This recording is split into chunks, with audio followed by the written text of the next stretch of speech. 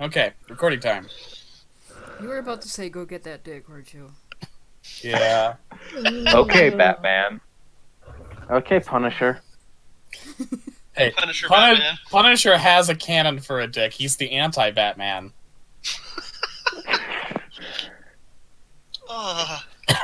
Batman crawls into people's dicks. Punisher shoves cannonballs into his dick to fire at others.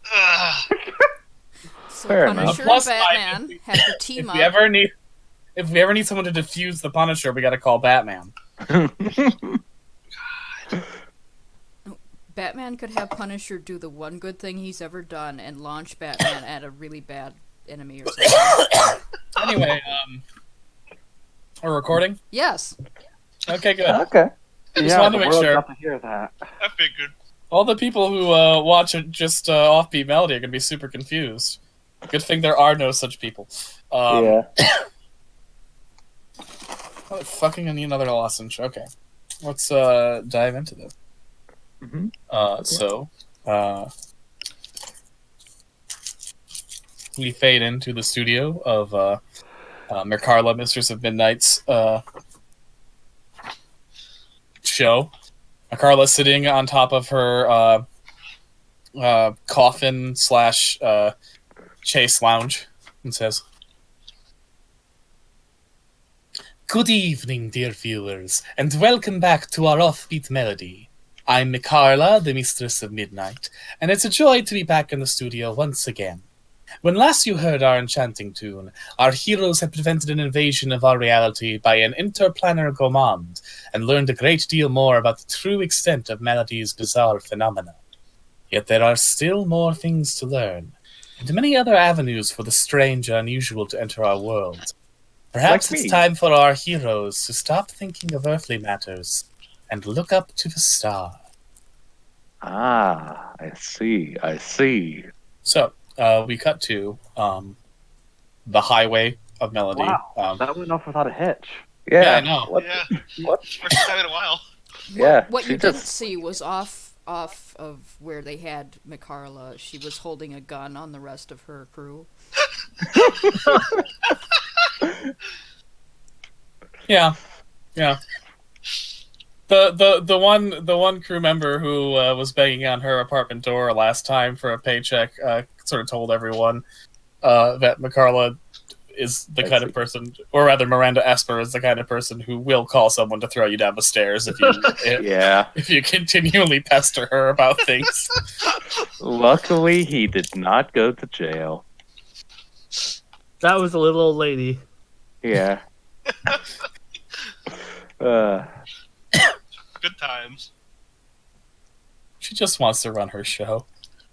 So we cut to the highway late at night. I would say probably 2 a.m.-ish. There's a teenage girl named of Cassie Peterson walking along the highway. It's still not quite like full summer weather yet, so she's actually wearing a jacket. Sort of, rubbing her elbow, clutching her arms and sort of rubbing her elbows a little bit in the cold night air. As she looks at the highway, it's late at night, so there aren't very many people coming by this at this time, except for like trucks, going on their routes, and whatever weird person might have some business on the friggin' interstate. And she's lit only by the sort of pale orange glow of a single solitary streetlight, as well as lights from the nearby casino and gas station. But a lot of Melody is dark right now, and you can actually see the stars, and they're very bright. And Cassie looks up to the stars, and then back to the road, and then back to the stars, and then back to the road, as if considering what she is about to do. And just as she's about to take a step onto the pavement, a light floods from above her. And she looks up and she sees a strange, multi-hued, shimmering light squarely above her head like a spotlight that's constantly changing from different colors in a sort of kaleidoscope pattern. And she's entranced by the light. So much so that she doesn't notice as her body slowly starts to lift off from the ground. Hmm. Okay, so it's morning. Isaac, you have been told that you have the week off from work at Spindle Inc. this week. Dr. Wen phrased it if it was a reward for good work, but it's very clear that it's actually because they're doing something called restructuring at the facility, which probably involves equipment that they don't want most of the employees to see. And it's kind of unnerving that you're one of the employees they don't want in on that, because given how much you know, what exactly could they be keeping secret from you? Oh yeah, that's definitely worrisome. Just a clarification, how long after the last arc was this? I'd say a couple of days. A week tops. I like a week, honestly. Yeah, we'll say a week. A solid Give the week. characters time to breathe. Sure of the week. Yep, and you have this whole week off. No assignments, nothing that you have to do for the company. You've got time to yourself. Horrifying. How? Relatable. I guess he just goes on his normal routine of like breakfast at the diner and just is just like a company man. He doesn't really know what to do with himself. He might go hang out at the wax museum. You are technically employed there as well, so you might. Okay, that works. All right, so Yeah, he'll eventually, just kind of show up. you head over to the wax museum. Awesome. Celia, how's the start of your day going? I am hanging out at the wax museum. All right. Kaiko's there too, as is Simon Egbert. Oh, Simon. Anyway, I think that the next movie they should have Hulk just fucking beat the absolute shit out of Iron Man. Simon, Iron Man's dead. I don't care. Bring him back. It's comics. Aren't Simon- Hulk and Iron Man best friends, though? Yeah, which would make it so much better when he just punches that smug prick in the face. But Hulk is the one person who can stand Iron Man. That's part of their dynamic. You can't ruin that dynamic. I mean, but they can though. But they won't. I won't let them.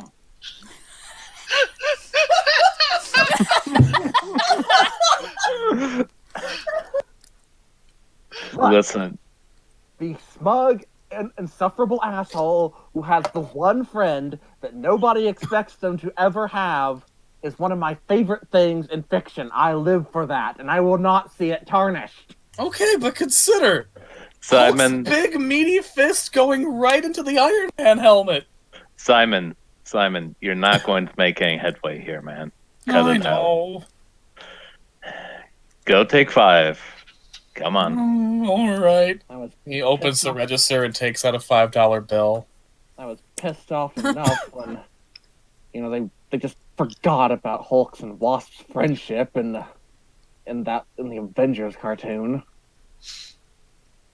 But in the entire series, with Wasp being Hulk's best friend, the one person who is not remotely afraid of him, and then suddenly when he gets kidnapped by General Ross, Wasp is one of the first people who just says, "Oh well, I guess he's dead now.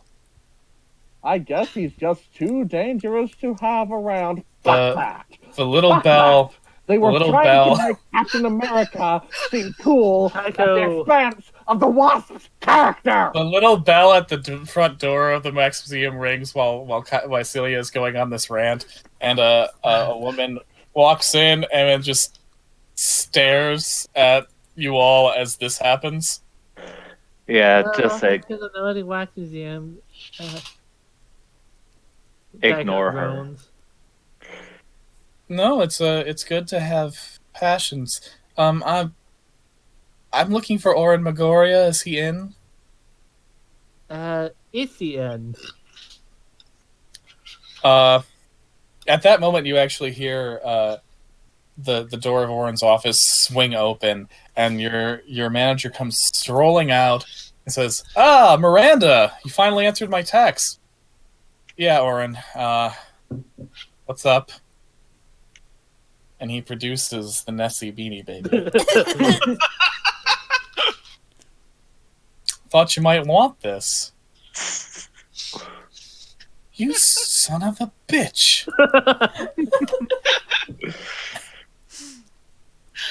How did you get that? I've been eBay hunting that for years. Yeah, years. And he tosses it to her and she grabs it and she's like, my God, it's beautiful.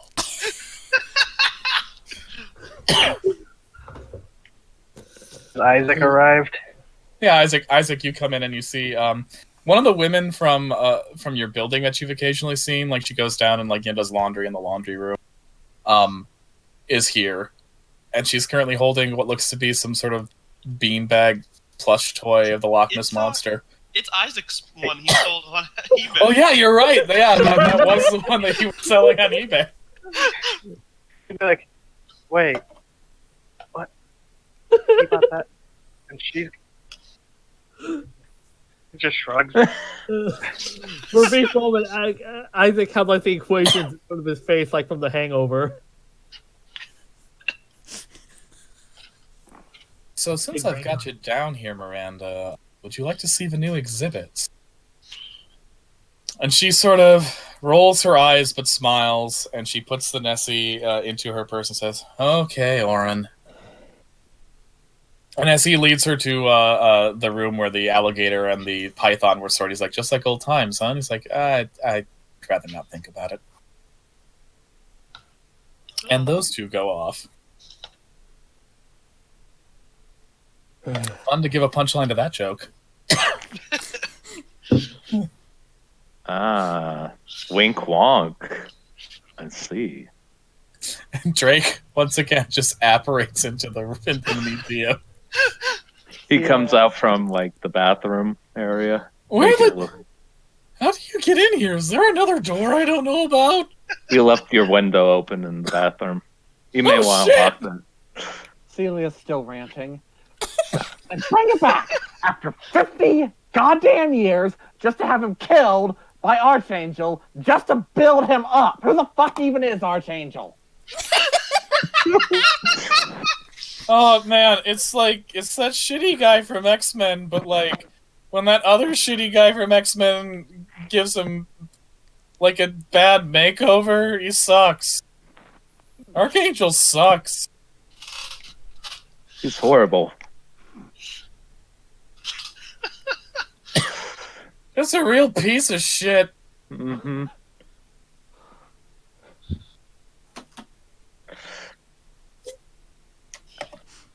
Anyhow, speaking of real piece of shit, Simon, why the heck did you take $5 from the cash register? I guess you said to take 5. I didn't say anything. You're hearing things, man. I don't know where you got that. Oh, okay. Put it back. Oh. You did not earn that 5, Isaac. Not Isaac, Simon. Let's be honest here. Oh. Come on. Isaac. Simon reluctantly puts the $5 back in the cash register. Yeah. You're lucky Oren is busy getting the old wonk of wink to pay attention to that. Can't do that shit, Simon. God.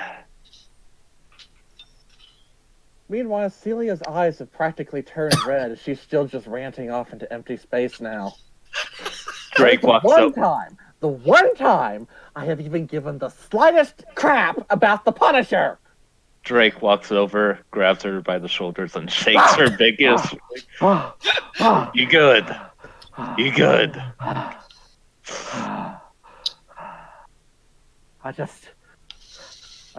Where was I? Speaking of the Punisher, and Simon goes beneath the cash register. He pulls open a drawer, and he pulls out a toy of the Punisher. It looks normal at first, if sort of weirdly proportioned. Then he starts pulling it apart, and you realize it's sort of a transformer. And he starts rearranging its parts until eventually it becomes a very poorly shaped gun, the pistol of which seems to extend from the Punisher's pelvis between his two legs. Damn it. Isaac just shakes his head. Oh god, I remember that from the 90s. You know, it's not I was every day you see the worst thing you've ever seen. I used this to threaten a robber once. How'd that go? I can't believe it worked. I think he was just so weirded out by the fact that the gun barrel comes from his anus.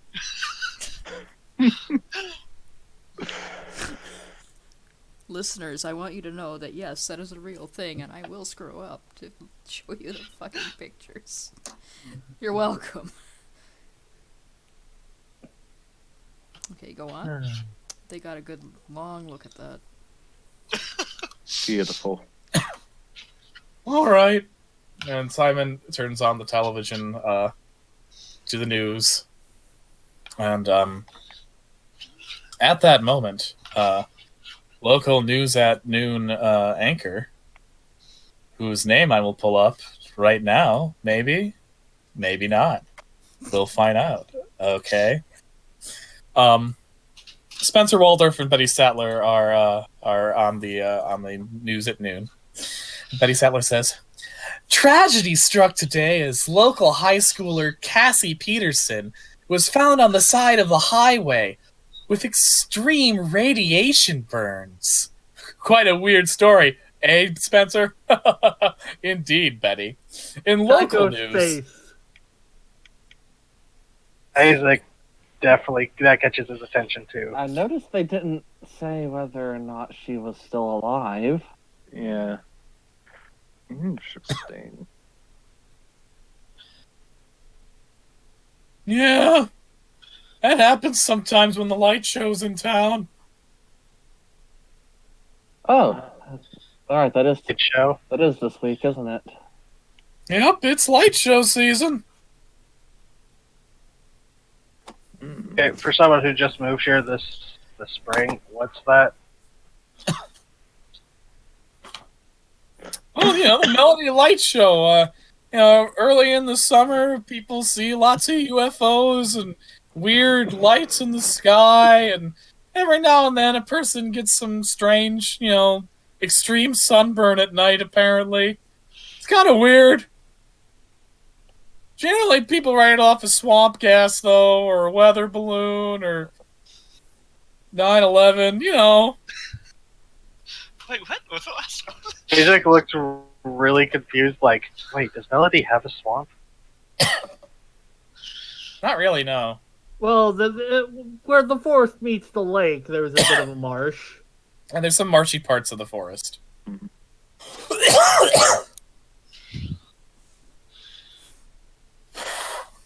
Also, Simon, put $5 in the cash register. I for already that 9/11. did! No, you deserve to lose $5 for that last bid. Aww. Come on, But people really did think it was 9/11 back in 2001. Simon. Don't There just was put just it. In. a 9/11 jar.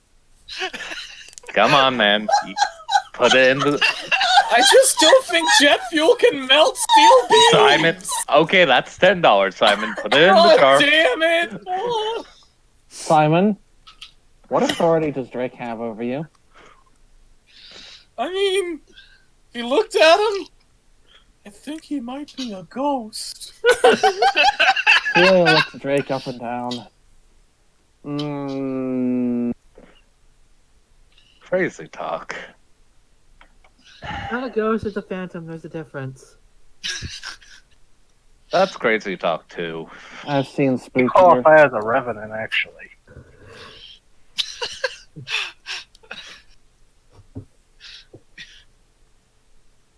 Celia gives Drake's nose a honk. Oh, what the fuck? She honks Drake's nose. She squeezes it and goes honk. You're not a literal clown, so it doesn't honk by itself. She has some She squeezes your nose. Drake looks unthrilled, but goes and goes honk to her nose. Gonna die in 7 days if you honk a goat. Wait, what? He's actually right. What? Yeah, 7 days. Bad Okay. luck. Okay, how do you undo it? How do you undo it?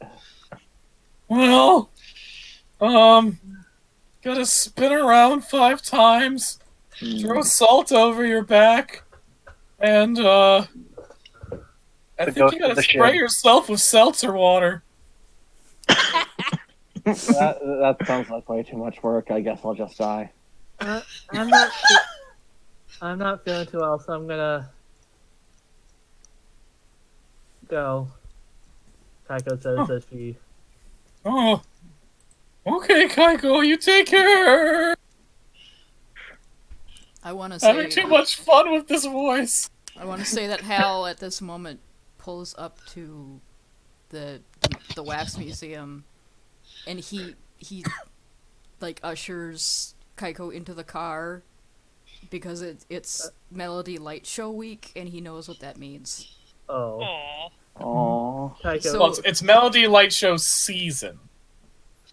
Yeah, so he's taking up Kaiko guard. Aww. Aww. Drake, if you kill me, I'm gonna be pissed. Taiko Hey, hesitates- you're the one. Hey, you're the one who honked his nose. Like, Taiko hesitates when he gets Right. in. Just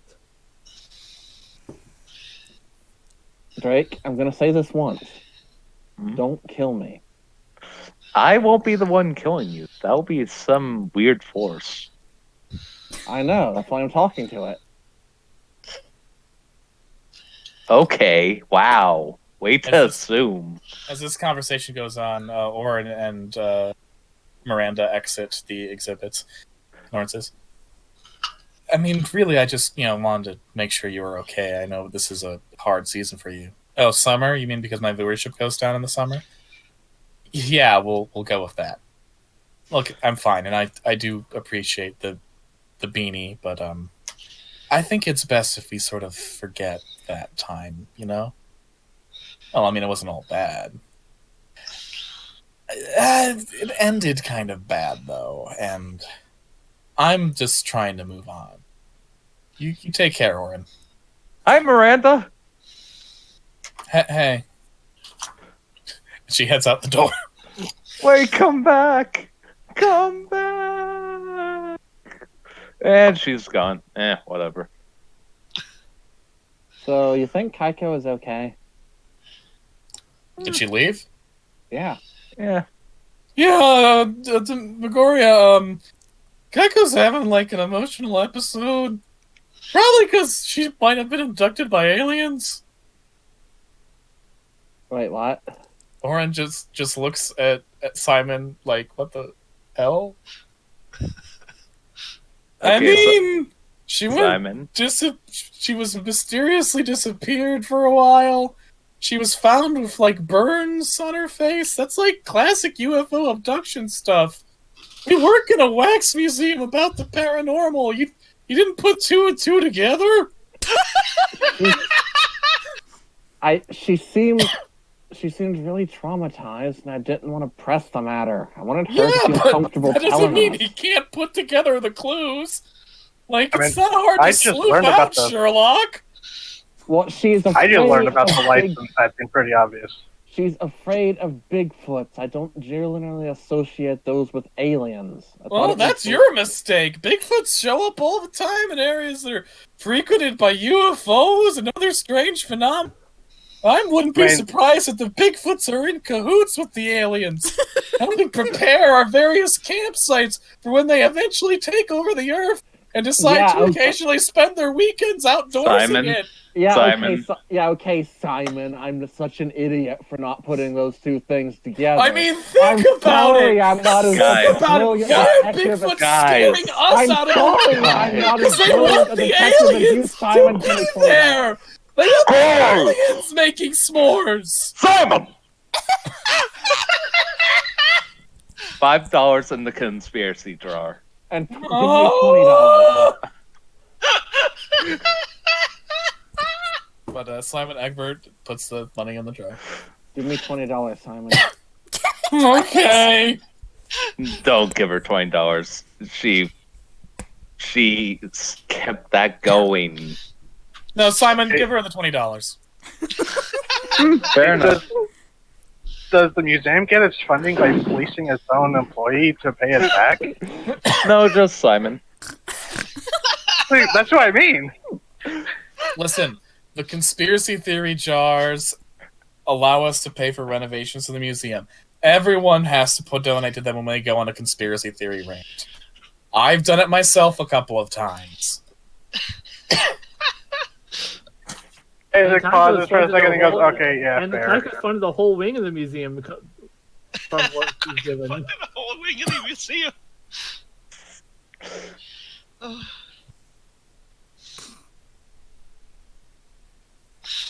Jeez. You think we should check on her? Yeah, probably. Yeah, everyone except Simon go check on her. Aww! Why can't I go check? I need someone to run the museum, Simon. That's fair. Plus, you were really callous and you're mentioning a Bigfoots on their burns, man. Not cool. She wasn't even here! Yeah, that's talking behind her back, man. Yeah, Not you cool. added the trauma. Yeah, you kind of outed her against her, without her consent. That's not cool, Simon. Well, maybe she got her burned some other way, because that's what you all were apparently. Simon, that's $50. Give it to me. Come on. Ah! Thank you. Gonna have to sell another action figure for rent this month. Oh. Well, Simon, let that be a lesson to not be such an asshole. I'll learn someday. Jesus fuck. Oh God. Anyway, Drake, come on, let's go visit Kaiko. To On the it. mobile. What about Zoe? What up, Zoe? How's your day going? Buried in cats. Yeah, that's fair. Hasn't noticed that Hal left early yet. Yeah. Well, he's gonna be coming in the front door with Kaiko in a minute. Do you want to follow them? Yeah. All right. So, Zoe, you are hanging out with the feral cats that live in Hal's ranch house. The general is sitting on your lap, purring. It's pleasant, but also it's a very large and heavy cat. She's Your legs are going a little numb. General. I need to feel my legs. You know, there's stories of people losing their legs because of circulation. And You he sort of digs his head into his paws. Oh, Oh. oh. He scratches him behind the ears. I can't say no to you. You may want to. But I would like to keep my legs, General. I'll get you a treat. He's not moving. Is he purring so loud? Her legs are vibrating. Yeah, his purr's like a fucking motorboat. General, please. I'm losing all feeling in my leg. I can't feel my toes. At that moment, the door opens. Oh God! Help! Thank goodness. Hal and Kaiko come in. Oh, hi, Kaiko. Mm. Help? I'll be right back. And Hal ushers Kaiko into the same room that we ended Aw. off in, where we were watching Godzilla movies. Oh, Aw. And it's like full of soft, fluffy blankets and stuffed toys and all that other shit. Aw. Aw. And Aw.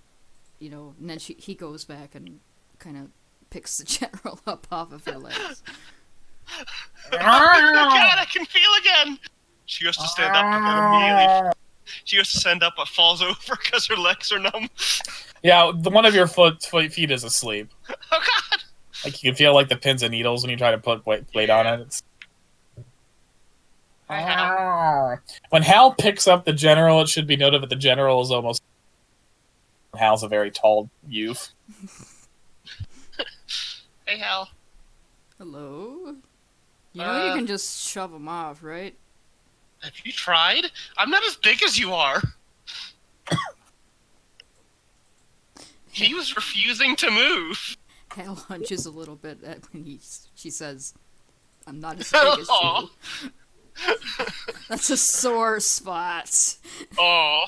I'm pretty sure if you try to shove the general, that would be an act under pressure on Zoe's part. I get So it. he winces a little bit. Sorry, Hal. It's okay. And he puts the general back down on the couch. Is The general finds a nice comfy place to sit. is Kaiko okay? It's a bad time of year. If you want to know more, you're gonna have to ask her, and she might not answer you. That's fair. Zoe at the door. Do you want to build a snowman? Enough of that! Shame on you! Zoe limps her way into the doorway. Hey, Kaiko. There's no answer. She's going to pick up a stray feral cat and go over and place the cat next to Kaiko. I mean, I think the door's locked at this point. I locked it behind me. Okay. Oh. And she has the key inside, so she gets to decide who comes in there. Zoe knocks.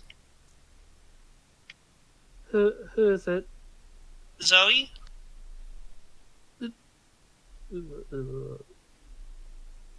Is she dying in there? No. Sorry, I fucked up my Discord a little bit. Sorry, had to fix that. Okay.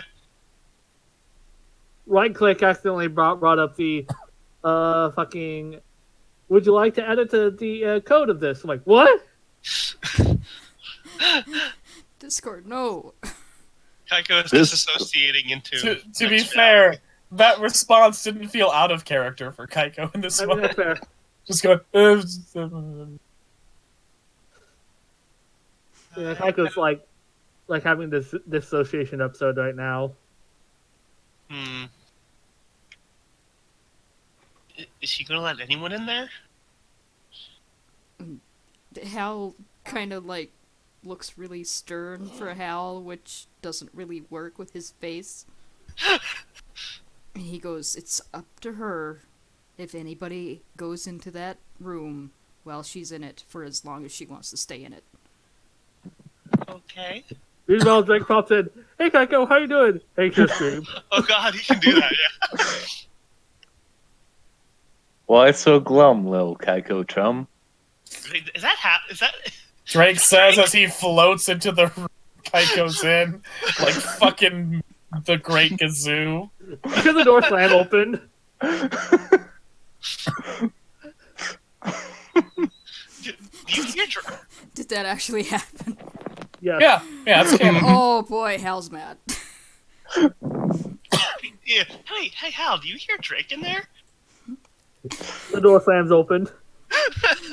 Hal kind of actually rears up to his full height and storms down the hallway directly towards Drake. Oh shit. He looks like he did when he hit the Bigfoot. At this point, Celia knocks on the door.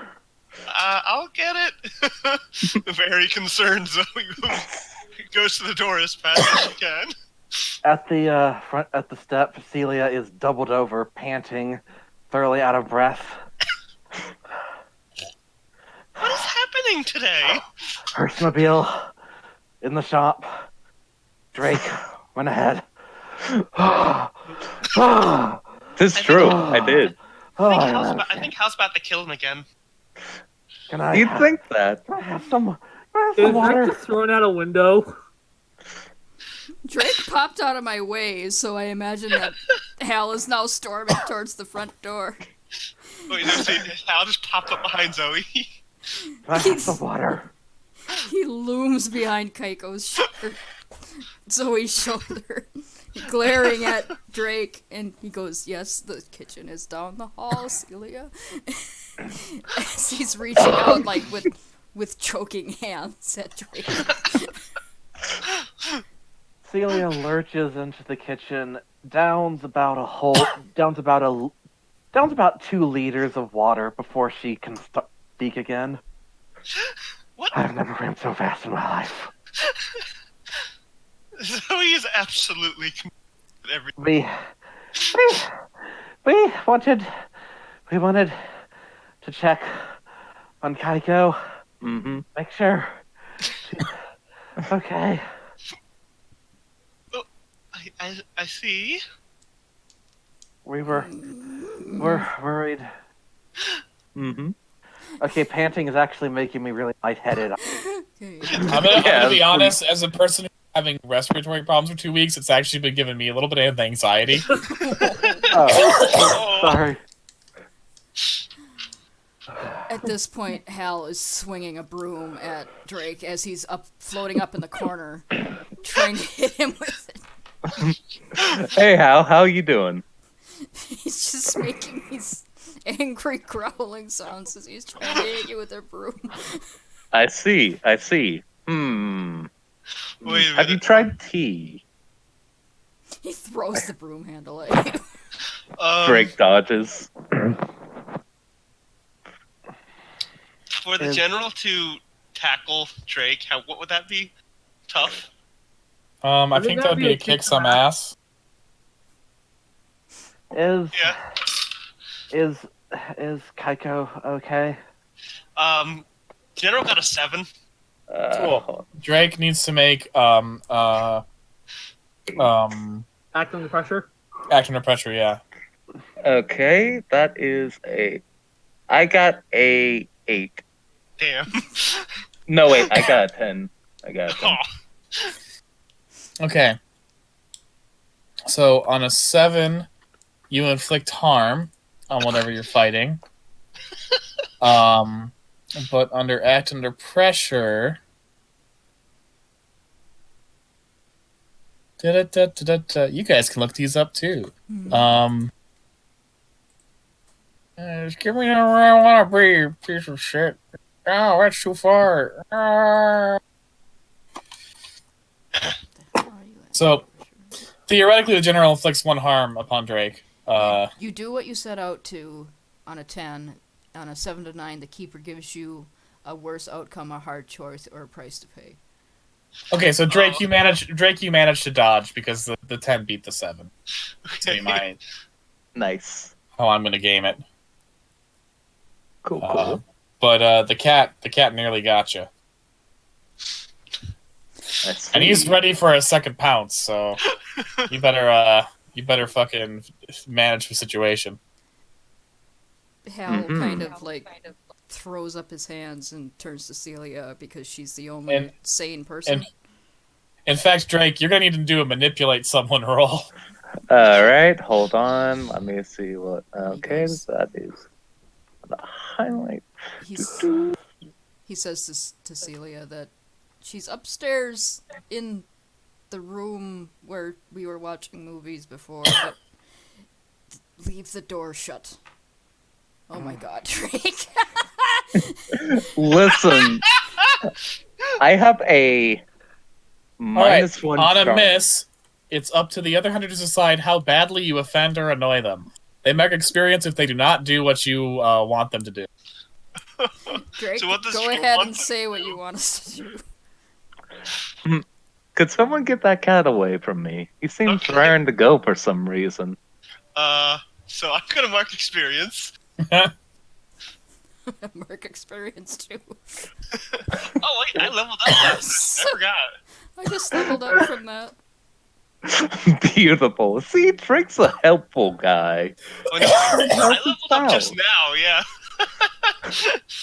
See, helping Yep, his there, pal. knocks on the door gently. But since we're not doing that, the general has to attack you again. Drake, you have to do another act under pressure. On it. Hold on. I And have while- lots to die. While you guys figure that out, Sorry. Celia, you went to Kaiko. And knocks on the door. The door is locked again, and you hear some sort of like heavy breathing and hyperventilating. Oh god. Kaiko, it's Celia. I won't come in if you don't want me to, but I want you to. I just wanted to make sure you were okay. And you just hear, it's happening again, it's happening again, it's happening again. Okay. I don't know if you want to share, but I'll be down here for a while if you want to talk.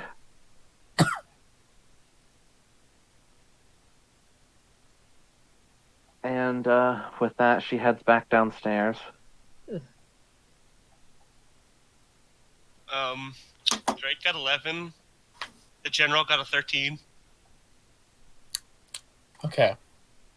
Oh. So I think we're going to treat this as a mixed success for the general.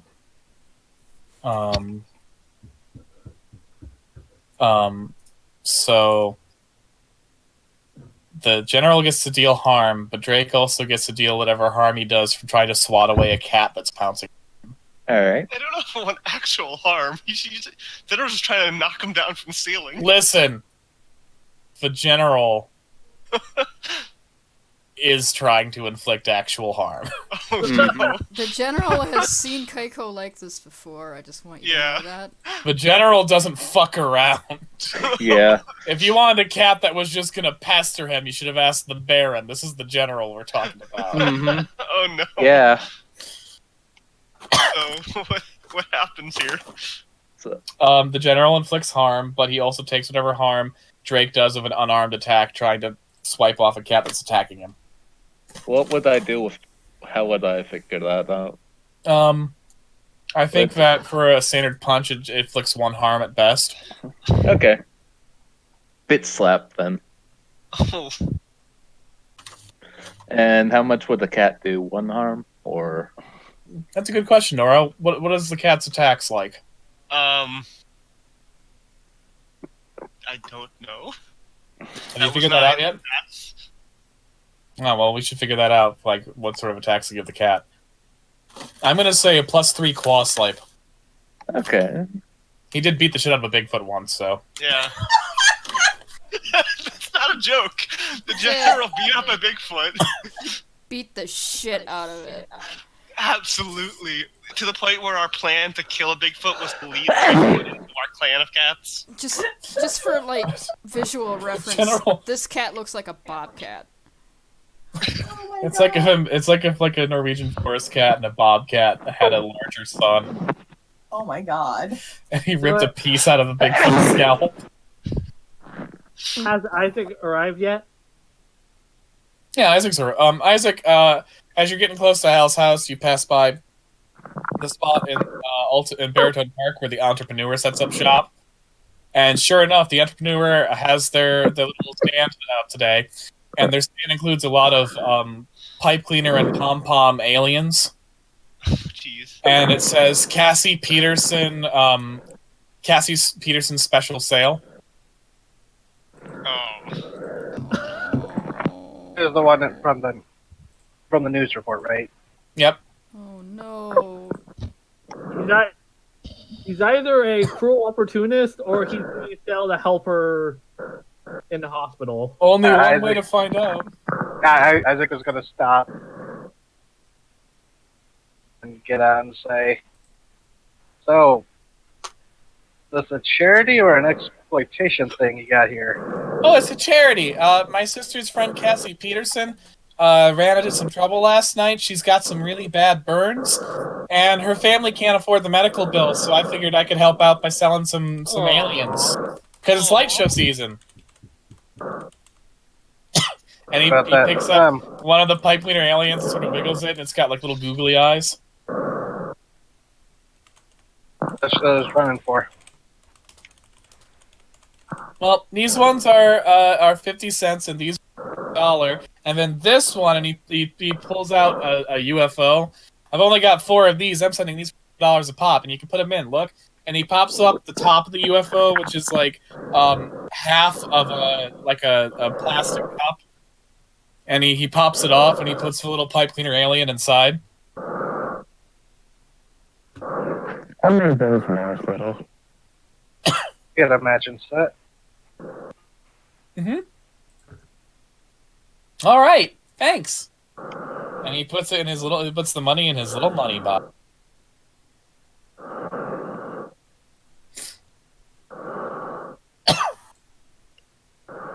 Casey, Yeah. your mic's a little fucked up.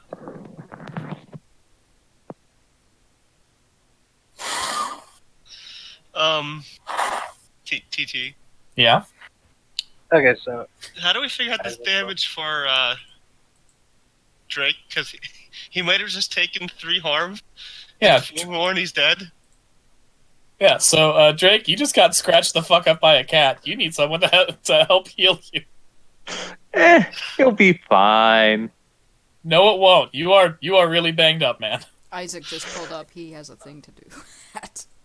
I don't know if you can That's treat right. a ghost. Isaac, you enter Hal's house and you see that Drake seems to have been mauled by the cat. Isaac just walked in holding the little alien. Like, hey, did you guys see the outro? What the fuck? Zoe has picked up the general Jordan? and is holding him away from Drake. Zoe threw a cat at me. To be fair, Zoe didn't do that. That was the general, because the general knows. The general knows that there's something wrong with. You threw a cat at me. He didn't throw the cat. The cat threw himself. Oh shit! I The just cat didn't is stop him. self-yeeting.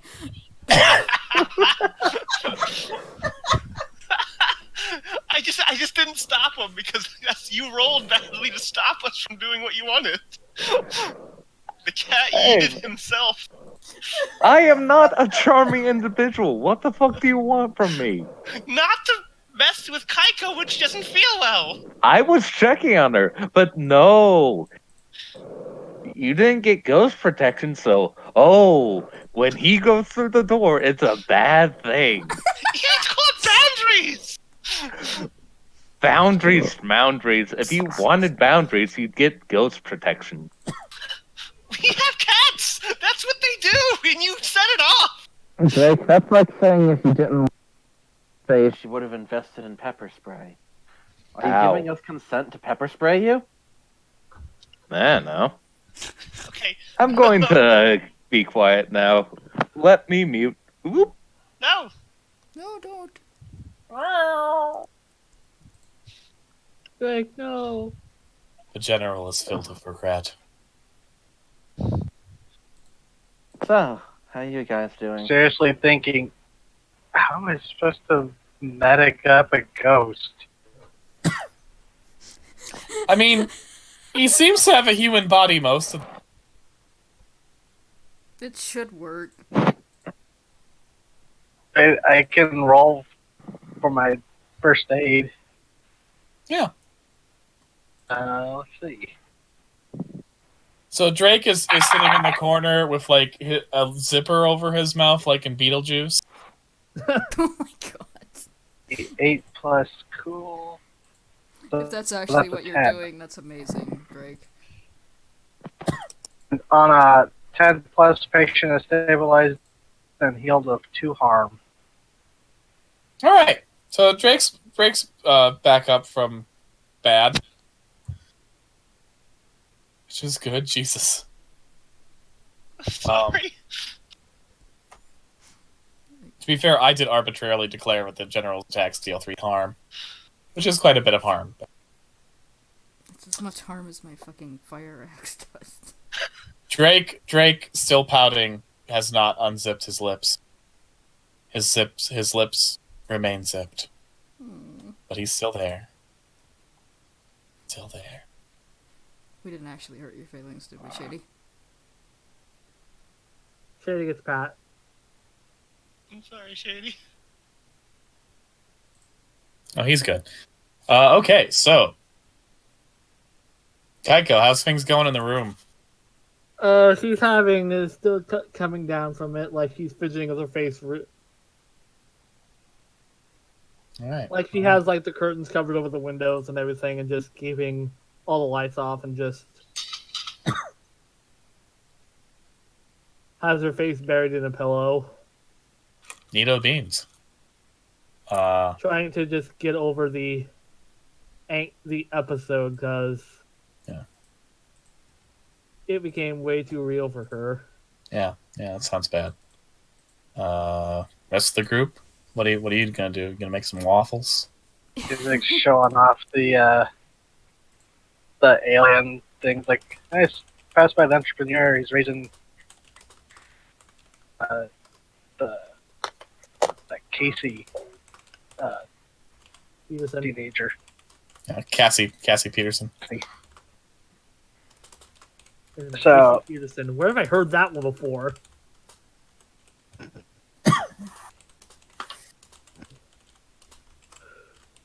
Oh.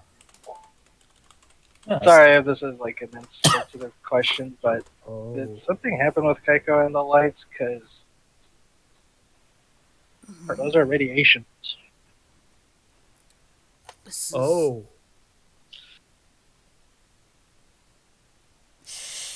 It's not my story to tell, but yes, there is something connecting Kaiko to the Melody Light Show, and she doesn't like it. I'm sorry.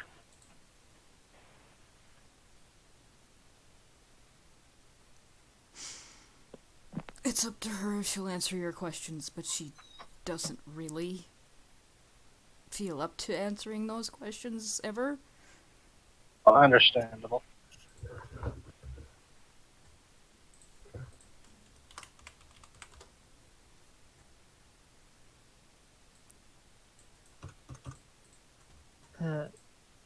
You hear the door open upstairs. Like that.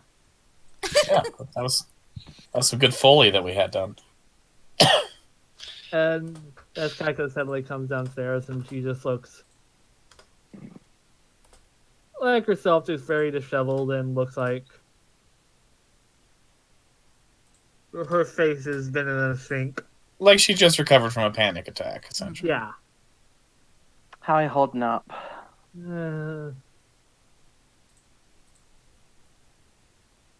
Okay, she lies. Hal I'm gonna Hal use. knows when she's lying. You want to sit down and harass Drake? You want to sit down and harass Drake with us? Not really. Okay. I'm actually gonna use my new move, and I'm going to talk to Kaiko for a few seconds. Kaiko, you know what I Huh? told you before, right? That it's okay to not be okay? You don't have to say anything besides that? It's alright.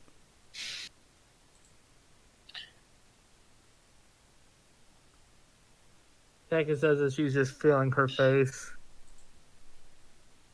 Let me tell you, scar tissue. It's got a texture. Yeah, Yeah. it's a mental tick. Zoe puts the general on next to Kaiko to comfort. The other cats gather as well until soon Kaiko is covered in a large pile of cats. It is the cat pile, So, as foretold in the legends. you have been soothed as much as you can be. I think you've probably already figured it out by now, huh?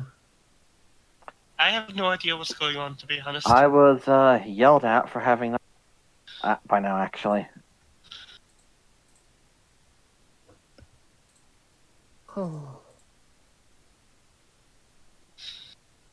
haven't guessed anything. Out of character, I'm not sure how she would break it. I don't know. I'm not Kaiko. I'm 50 other different characters. I imagine you would describe what happened to the best of your memory, which is, bad because your memory is spotty.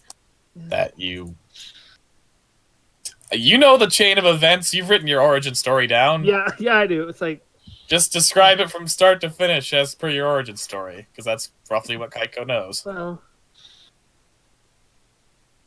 I didn't always have, this. Wait, I know how she starts. She says, "You want to know how I got these scars?" No! No. No. Don't know. No! Well, she did. Well, her initial concept was the fusion of all my characters, and it was just gender bent gay, so that checks out. Hey, you know I got these scars. Well, it's also why my house is empty. Well, we were my folks, Okasan and Oto. My sister didn't want to come because she had a date at the time, but she was 16 and all. But we went to the mountain for a family hike, as we usually do on the weekends. I don't know what happened. My sister, well, according to her, she left the group and when she came back, we were all gone.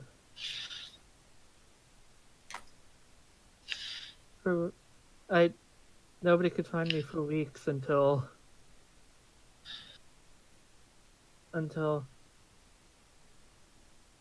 apparently I was found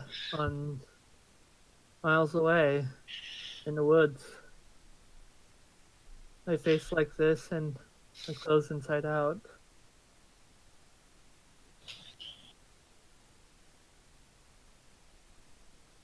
They never found my parents.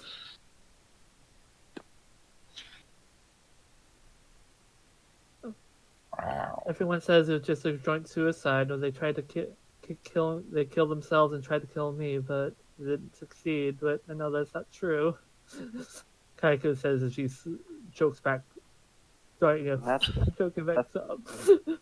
That sounds vaguely racist. The cats give Celia a strange look like come again. She's Asian. Ritualized suicide? It's a stereotype in the West. I like that you're explaining this to a pack of cats. Yeah. Hey, Zoe talks to them, so. I like that they're also responding. Yeah. They're very intelligent cats. Every now and again, I still have nightmares of something in shadow keeping me in place that's always sunny and feeding berries, but never let me leave.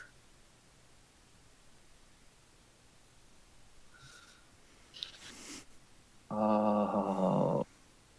Zoe's going to offer a hug.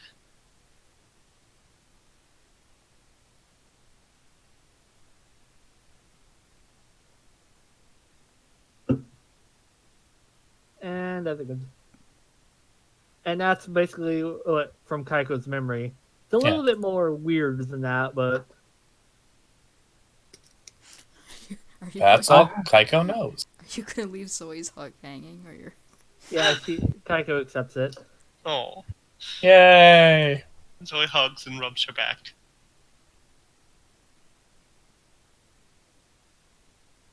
That I can tell telling that story took a lot out of you. I'm sorry for making you relive it.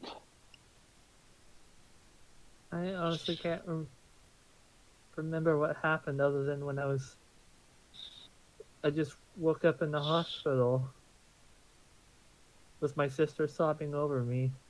Oh. Drake, sitting in the corner, looks a little forlorn. But he's frowning with like a zipper mouth, so it's also a little comical.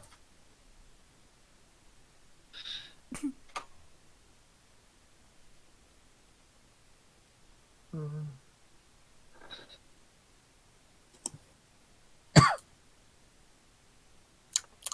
But now there's another girl like me now.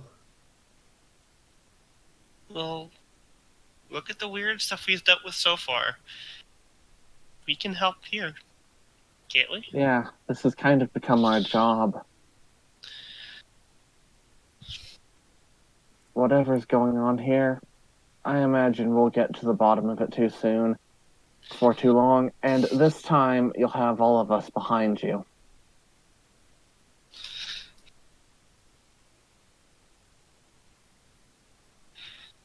So it took a month for them to find me. They found her the night after.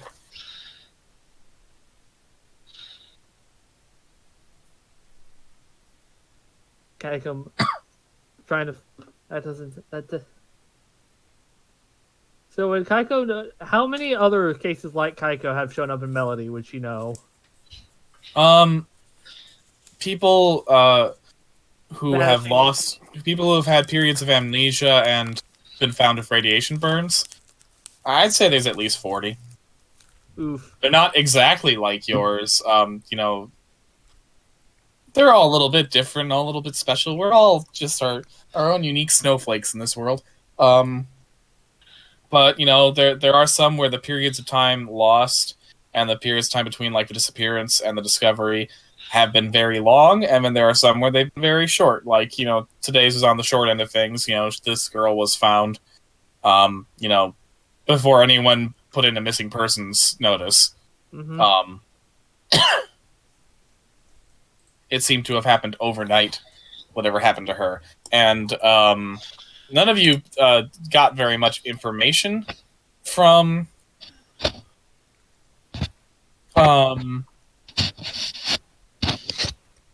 you didn't get a lot of information from the news report about the type of burns, other than the fact that they mentioned it was radiation burn. Which, despite the menacing name, isn't necessarily like, nuclear radiation. Sunburn is technically a radiation burn. Or when you stick your head in the microwave to give yourself superpowers. Yeah, or when you're working at Chernobyl and someone just messed up some of the structuring of the plant, and it turns out it goes a little fuddy-duddy. The elephant for the capes. Yeah. That's why my eyes are red. What?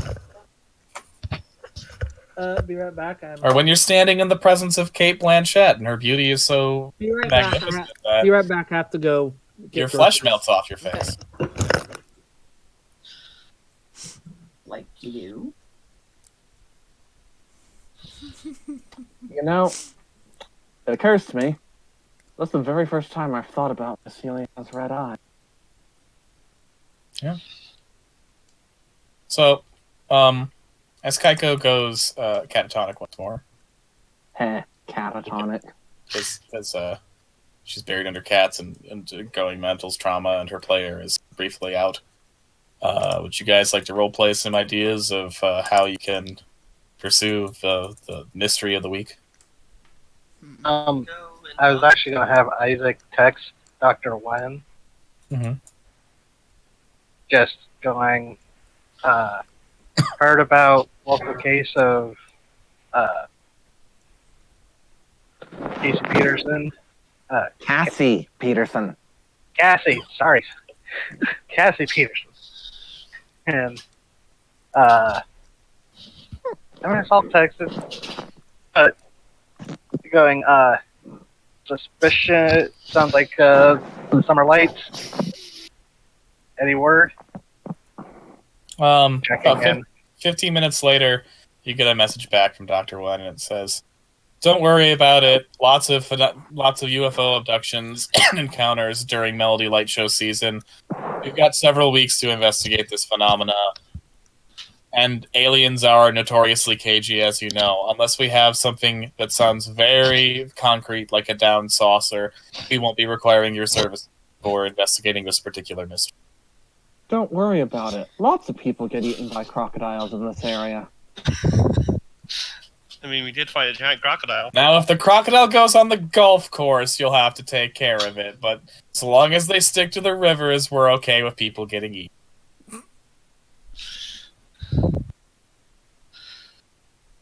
We could go see if we can talk to the girl herself.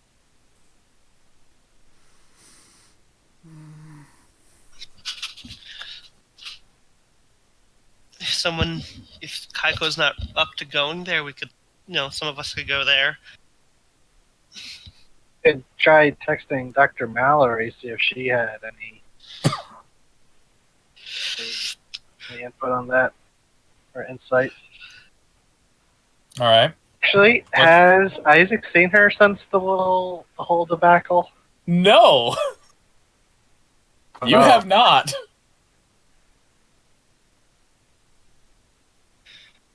You want to send her a text message, see what's up? Yeah, sure. Just goes, hey, Doctor, it's Isaac. Wondering if you had any information on the recent case of the radiation burns.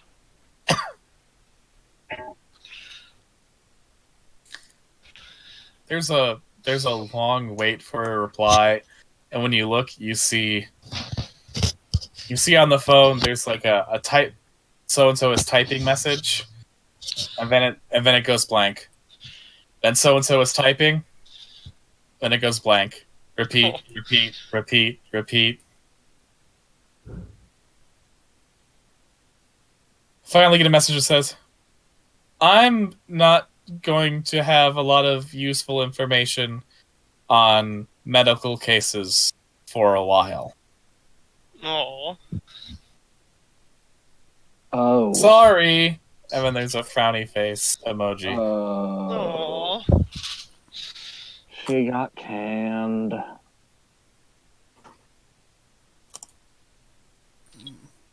It's just like, well, Dr. Mallory's on vacation, so she's not going to be any help.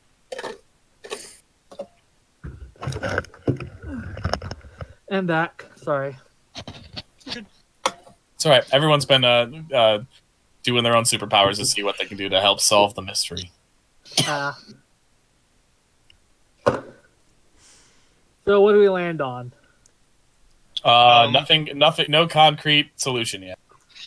Zoe suggested going to see if they can talk to the girl herself. If you're not feeling up to coming, Kako, we can always split up. That's worked out well for us before. Yeah, I don't want it's to a be great on. idea. Don't want to be on. We can Hal- split up if you want to. Hal looks incredibly like he's not going to leave Kaiko for a while. Oh. Bro TP. No Romo. Bro TP. No Romo, okay. That's why I say it's a bro TP, Scappa. I know. I just like saying no Romo because it's stupid. And he's gonna come with me to the hospital? I will.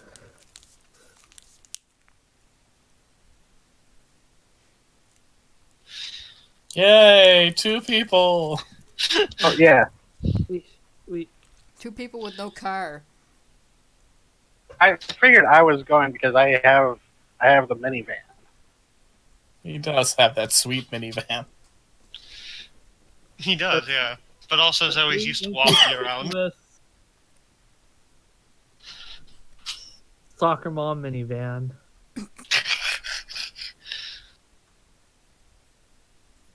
So, Isaac, Celia, and Zoe are gonna go to the hospital and investigate. And Hal, though. what was that? Geico says, I'll go too. And Kaiko's going. So the whole team's going to the hospital? Yeah. Yep. Cool. So you're approaching a strange teenager at the hospital. What's your plan?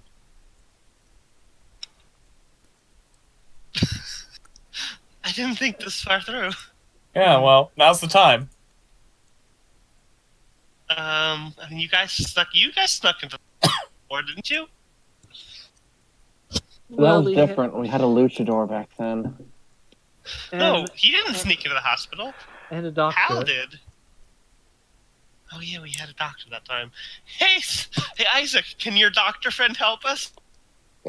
I tried texting her just a little bit ago, see if she had any intel, but I think she's on vacation. Vacation. Yeah, we'll go with that. Big, like Isaac goes air quotes when he says vacation. Oh no, she's just down. Today? Just that you want to be able to help with medical inquiries. Oh. She's on indefinite unpaid leave. Oh.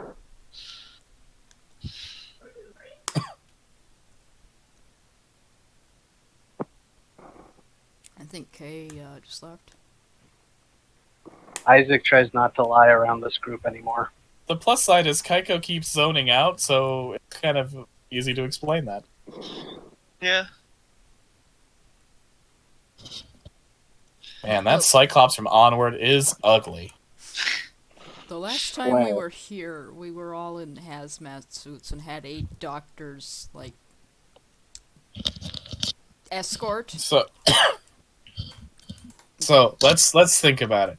There's a teenager who has a well-publicized accident resulting in her getting radiation burns at the hospital. If you want to talk with said teenager, how would you go about doing it? Oh god, that Cyclops is ugly. Yeah, it is very ugly.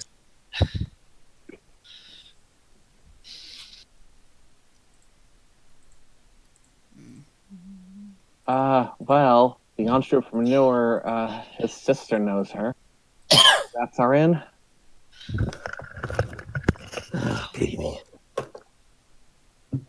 And back. Or we can climb up the window. So far, the first idea that we seem passionate about is breaking into the hospital through the window.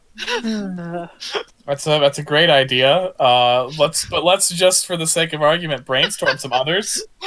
Out of it, but she's gonna try this thing. I mean, it's a good idea. Don't get me wrong. I just think that maybe you could think of some other ones Drake in addition to that idea. pop into her Instead fucking of- room and terrify her. How about we just go to the scene of the crime? Kaiko says. It happened on the highway, so... That's also not a bad idea. A lot of Probably things seem to police happen on the tape. highway. Wander onto the highway in midday. Good idea. Okay. Some of us could go talk to the entrepreneur's sister. See if she could get us in there. All right. As, like, extended family. Me and Kaiko could go to the highway, because 2 people on the highway isn't as suspicious as a big group.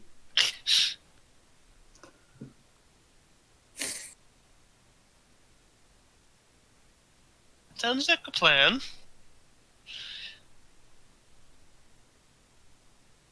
All right. Anybody else have any ideas?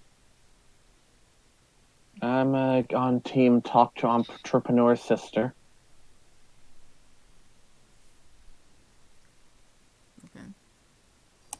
Alrighty. I mean, if I was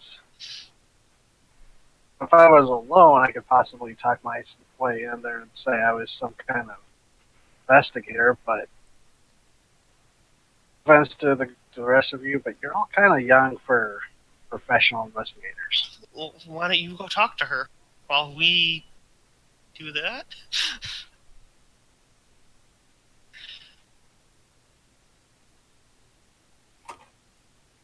Sounds like a plan. Okay, so Jake was getting attacked by a cat in game, and now my cat's trying to attack me in real life. It's like suddenly very insistent in wanting to be on my lap. Reality imitates fiction. Oh, cats. All right. So who's Team Highway? I think that was me and Kaiko, unless anybody... Okay. Kaiko and Hal are Team Wander onto the highway. Everyone else is team talk to the entrepreneur's sister to try and get into the hospital without traumatizing or breaking the law. Yeah.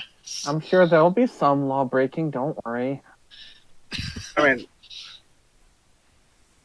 I'd All like to right. go check out the highway eventually, but there's only 2 people with cars, so. All right. Well, then, probably Drake should drive team talk to the entrepreneur's sister, and Isaac should drive Kaiko and Hal.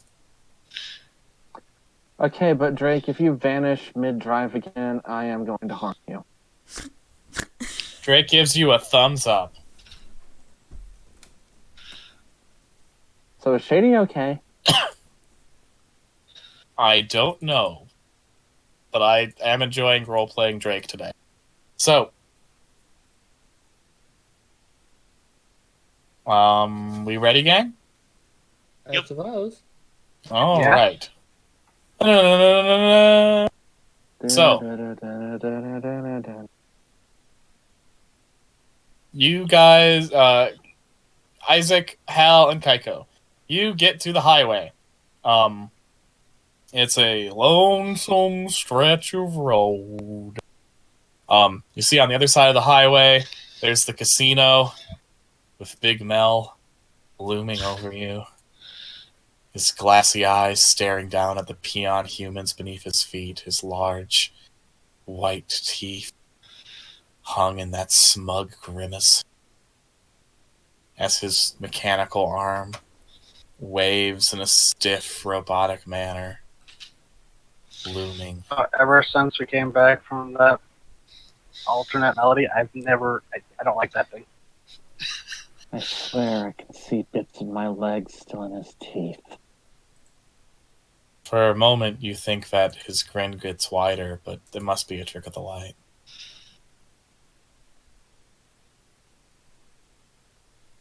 Anyway, cars are going by because, there's a highway. Hal mutters under his breath and says, I need to try to burn that thing down again. And you see, there's actually a person changing some of the signs outside the casino, and they're putting up things celebrating aliens and UFO shit, because it's Melody Light Show season. The light show's in town again. What was that? You cut out for me.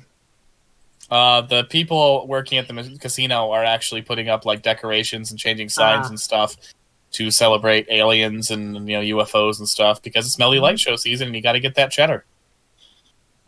And Isaac would have made sure before Kaiko got in the car to put the little alien saucer into the glove box.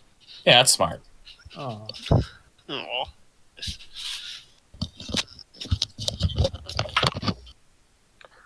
We're on the side of the highway, right? Yep. Would you like to? Investigate a mystery? Yeah. Isaac would actually pull out a little device. Kind of looks like a knockoff tricorder. And it's a spindle ink Geiger counter energy reader. All right. It starts going off because of Kaiko. It does. It detects Kaiko's radiation, but also detects radiation from further down the highway. Do you pursue? Yes. Okay. And what did everyone get on their rolls? Was the mystery?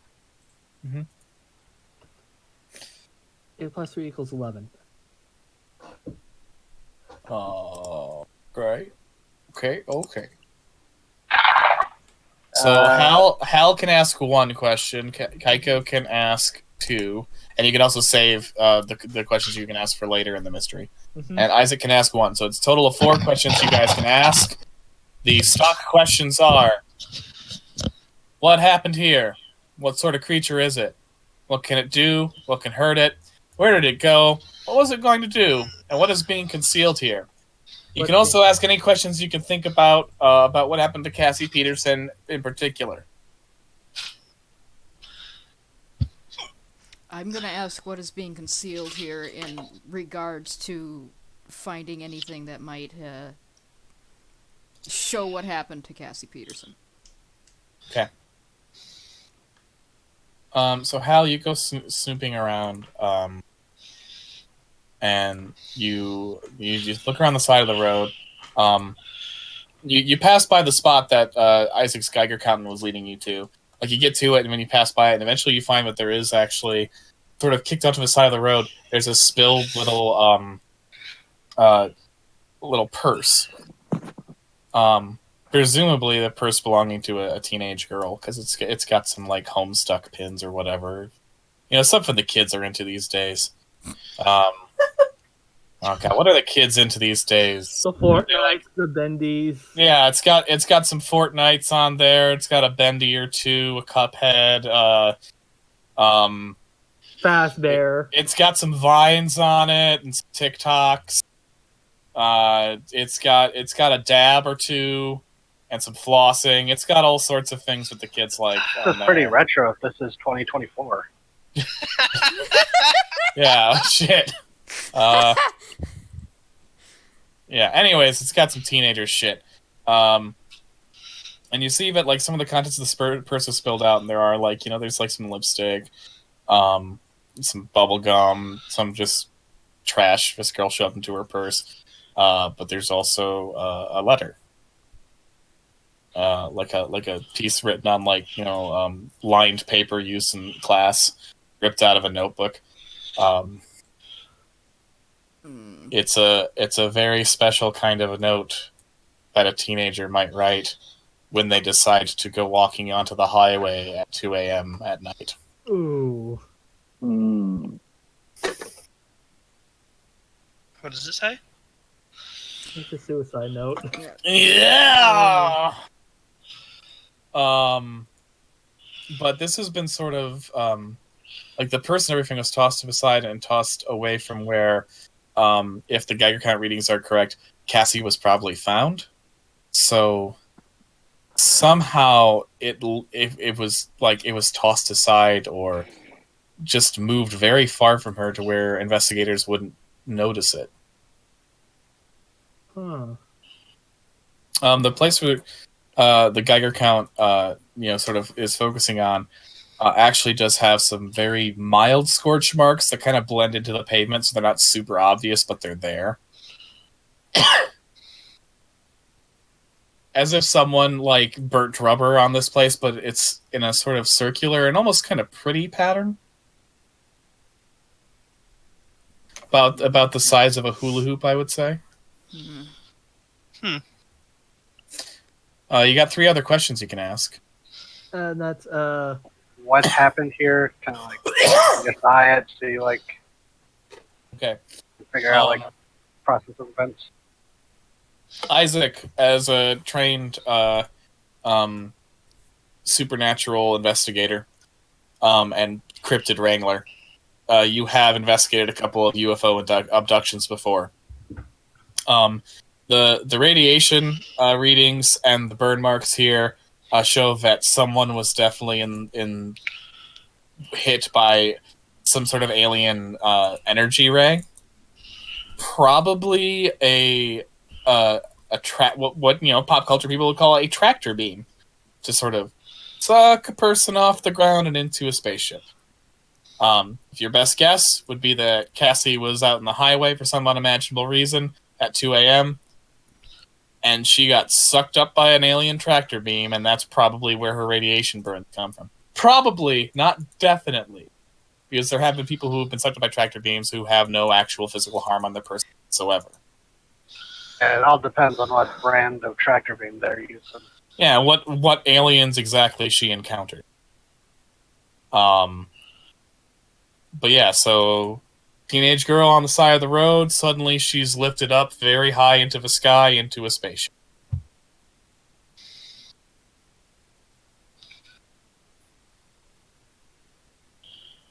If you combine that with Hal's information, there's a very big probability that that bag that she was holding got dropped in the process of her being sucked up, and that's why it was so far away and nobody found it. So there's 2 questions for you. You got 2 more if you want to spend them.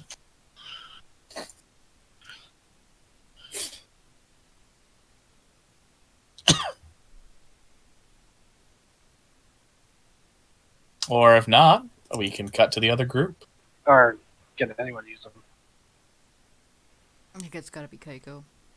Yeah, it's got to be one of the three of you who you. For to do what? Sorry, I'm a little out of it right now. Investigate a mystery. Has like a series of questions you can ask. All right, so we've done. What happened here, and what is being concealed here? All right, and what's left? What sort of creature is it? What can it do? What can hurt it? Where did it go? What was it going to do? Where did it go? Okay. Given the scorch marks and everything, it was in the sky, and probably went somewhere else in the sky. If it's an alien, then that means it's probably in outer space, or at least the stratosphere. What? And so there's what can it do, and what was it going to do? Yep. We've done what can it. What's going? Is there any like? From what I know, any parents would know where it's going to strike next.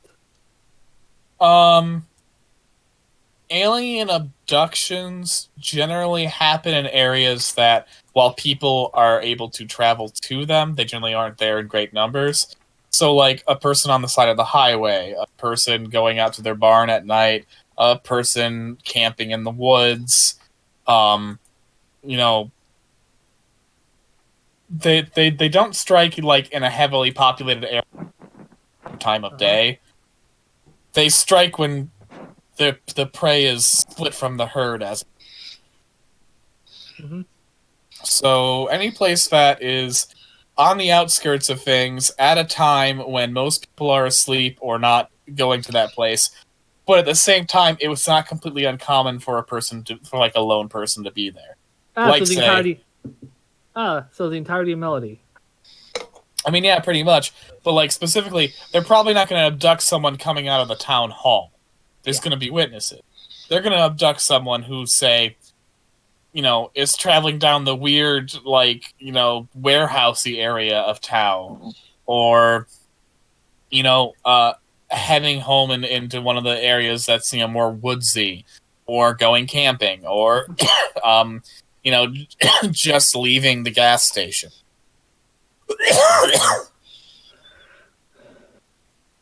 Aliens also generally don't go for people who are in vehicles either. They tend to prefer their people on foot because, it's just easier, I guess. So what was it going to do? What was it going to do? Well, it was abducting a human. By all accounts of abductions, it was going to perform some fucking experiments. Aliens don't abduct people just for shits and giggles. They abduct people to do something to the people. Not always something negative, but something. Mm-hmm.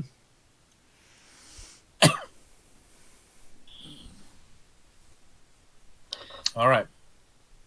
That's a pretty just thorough. Glad he hasn't seen any cotton candy residue or tied handkerchiefs together. And since it's now relevant, Killer clown, wow, wow, wow, wow. It's from outer space. Kaika's going to use her flake maneuver, connect the dots. At the beginning of each mystery, if you look into the wiring patterns that the current events might be part of, specifically her issues, roll sharp. On a +10, roll 3, 7 to 9, hold 1. Spin your hold during the mystery, ask one of the following questions. So I'm going to roll. Okay.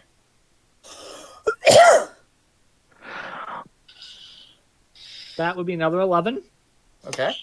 So I'm going to ask 3 questions. Mm-hmm. How does this mystery connect with the bigger picture? Obviously. Okay.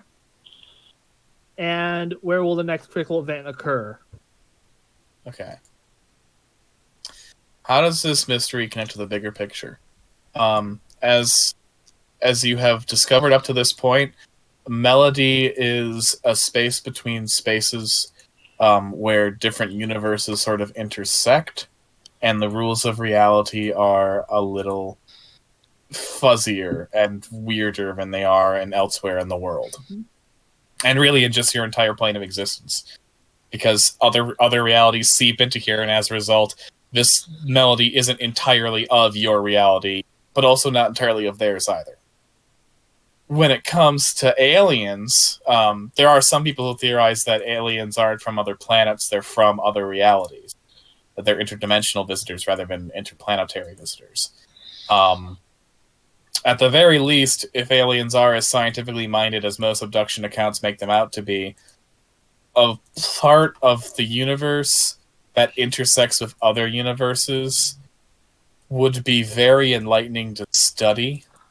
Mm-hmm. Particularly since you know that people in Melody who actively encounter the supernatural eventually have it rub off on them a bit, as you know from your visiting to the Bewitched version of Melody in the last mystery. Mm-hmm. So, whatever these creatures are, they either are a thing from another reality come to this world to study your reality, or they're a thing from your reality that is coming to study the anomalies in Melody and is abducting people to study how people who have experienced those anomalies have changed. Mm. Does this line up with Isaac's experience in Spindle? Yeah, those dots would connect a little bit for you as well. For you, Kaiko, you know that like you had radiation burns. You had some pretty bad burning from whatever source of light, abducted you and removed you from your family, and removed your family from you. Mm-hmm. And that in the Bewitched version of Melody, the burn scars that you have are covered in a sort of supernatural, oddly colored flame. You have been, in some way that you don't fully understand yet, altered. You are not a normal person anymore, by your supernatural experiences. So people like you specifically would probably be of interest to whatever these things are and what they're doing and So what it's they're not trying to exactly research. like the thing who took me then. It's not exactly the thing that took you, but There's similarity. Yeah, but there's enough of a similarity where investigating this is going to shed some light on what exactly happened to you. Mm-hmm. And when and where will the next critical event occur? Where will the next critical event occur? Well, am I supposed to give you absolutely exact answers to that? Like, am I required? It's not clear. It just says I can ask Keeper one of the following questions. Okay. When and where will the next critical event occur?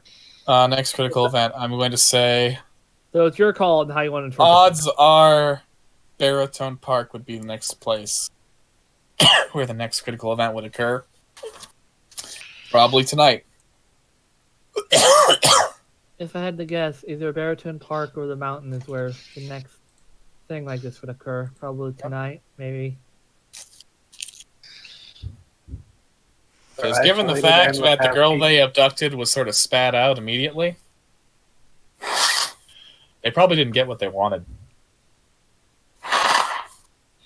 Which means they're going to still be looking for it.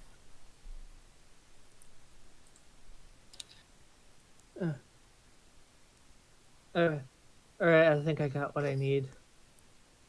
we should probably take this purse back to the... And Kaiko disregards the suicide note back to its owner.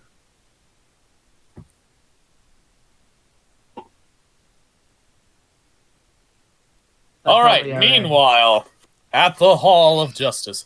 Just thinking, this could have been great as an excuse to go up to see her. That's what Kaiko's suggesting. Yeah. Meanwhile, at the Hall of Justice, Celia, Drake, and Zoe. Yep. How goes it with the entrepreneur? He is selling little pipe cleaner aliens and things on the side of the road for Cassie Peterson. Hey, entrepreneur. Oh, hey! You guys want to buy some aliens? It's for Cassie. She's my sister's friend.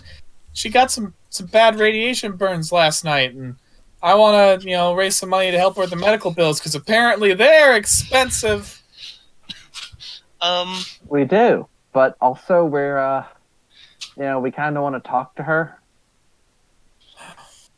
Do you think a Bigfoot captured her like the one that captured me? We don't know yet. Not We wanna find exactly, out. but something in that ballpark. Like a Mothman's? I don't think it was a Mothman's. I guess it could have technically been a Mothman's. We won't know until we ask him. Oh, Drake Shoot. holds up $50 as well as a sign that says, "How much will this get me?" Because he's committing to the zipper mouth shtick. And the entrepreneur's like, he grabs 2 spaceships and then like 5 of the little grays and hands them to Drake. oh. Drake's got a little alien invasion playset now.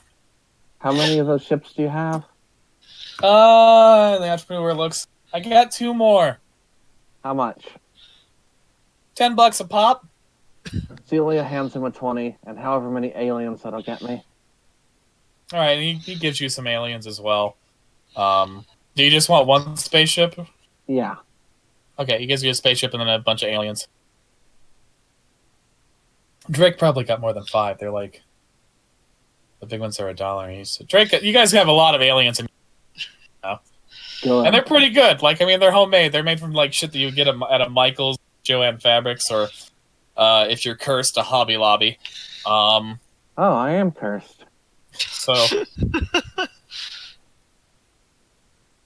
I'm going to say it here, and I'm going to say it here first. Offbeat Melody does not support or endorse Hobby Lobby. Fuck Hobby Lobby. Yeah. What did Hobby Lobby do? I mean, they're homophobic and anti-abortion, and also they were found to be guilty of paying ISIS to give them ancient Middle Eastern relics so they could sell them for cheap in their store. What the fuck? So, fuck a Hobby Lobby. All of that's true. The thing about them paying ISIS is fucking true. What the fuck? Yep. Yep. That's true. Shop at Michael's, fuckers. So Offbeat Melody's official stance is, fuck you, Hobby Lobby. Piece of shit. Also, your felt selection sucks.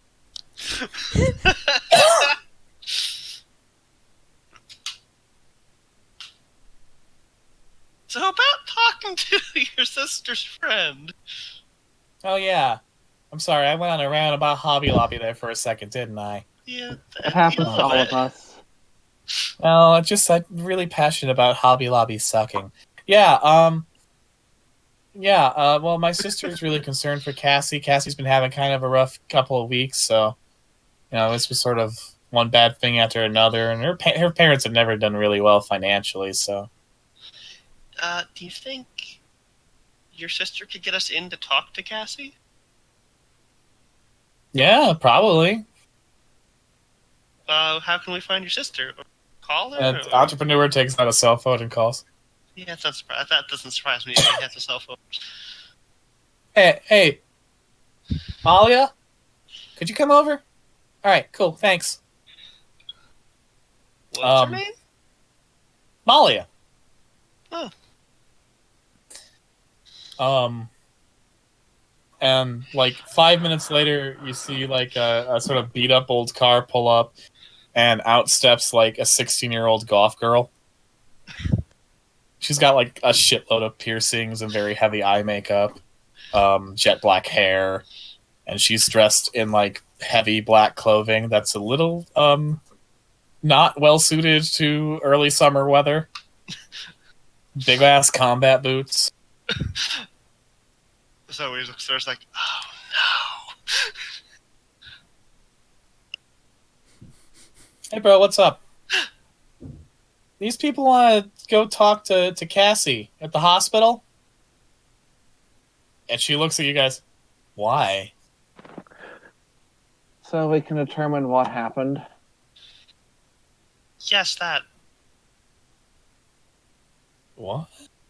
And then the entrepreneur says, they're the ones who saved me from the Bigfoot. she looks at him and then she looks at you and is like,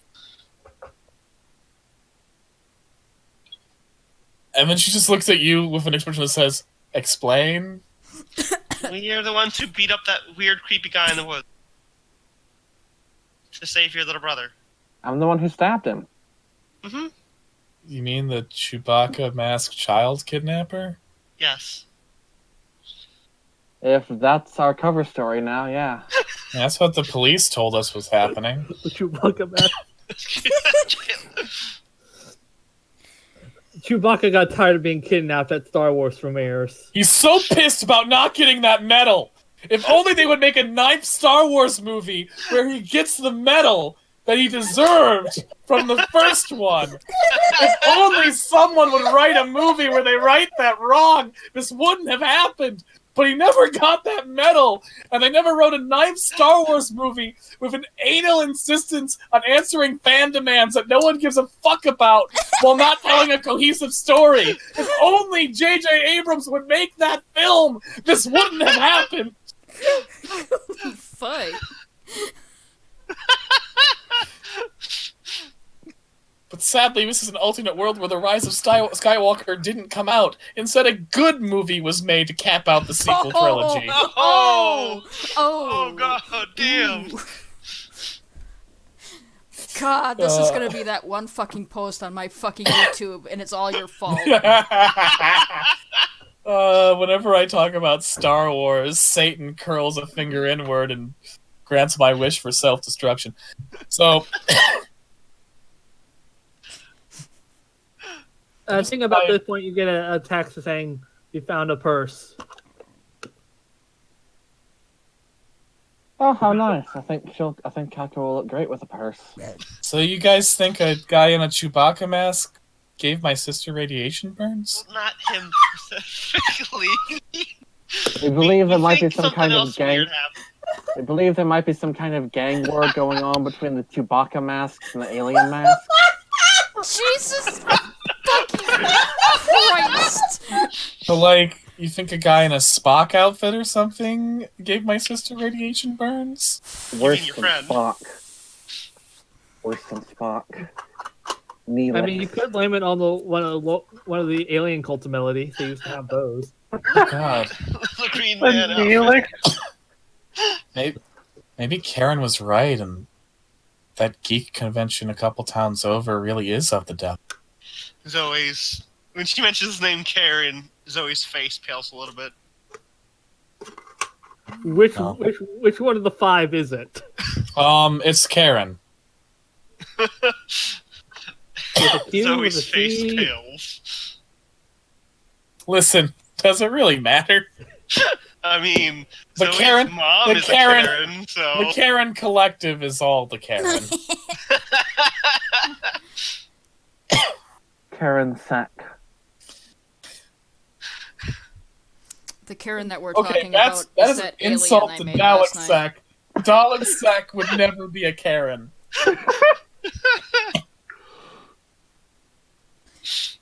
God, if the aliens turn out to be those It's the aliens... Garthra Master Karen who said it this one. Oh. Karen Ung, the Garthra Master.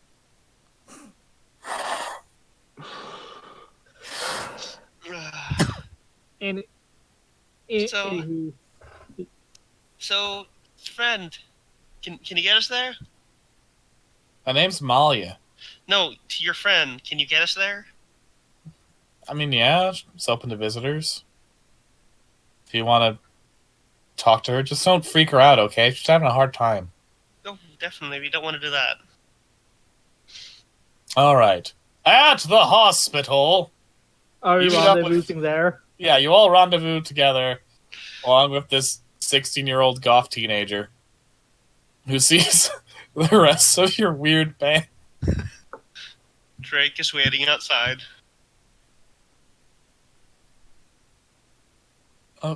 Okay, she leads you in. She waves to the one of the nurses, and she takes you to Cassie's room. Forgot the name of the wonderfully well-crafted 3-dimensional character that I made with meticulous detail, like all of them. Um, she open to visitors? Yeah, she's. And the nurse says, and she lets you in. Hey, Cassie, how you doing? And you see Cassie, and she looks like she has really bad sunburn. Mm. Like she is bright like lobster red in places, and on some of them, the skin is blistered to the point where it looks like it was like hit with a belt sander, and it's just smooth and solid and glassy. So not nearly as bad as Kaiko's when she was found. Yeah, it's not the burns that leave like a ragged, jagged look, but it's still bad. Like if you ever had a blister that like a blistered burn where the skin is really smooth and almost like shiny. Yep. Ooh. Yeah. Yeah. It's like that all over her body. So it's not bad to like leave a scar. The scars won't be terrible, but the pain's probably pretty intense. Kaiko, you had third-degree burns. These would be like second-degree. Yeah. Yeah. But they're on the bad side of second. As a person who has had her entire back sunburned so much that it turned a bright ketchup red, yeah, it fucking sucks. God damn. It happens to my sister a lot. It hurts like a bitch. She's not having fun time right now.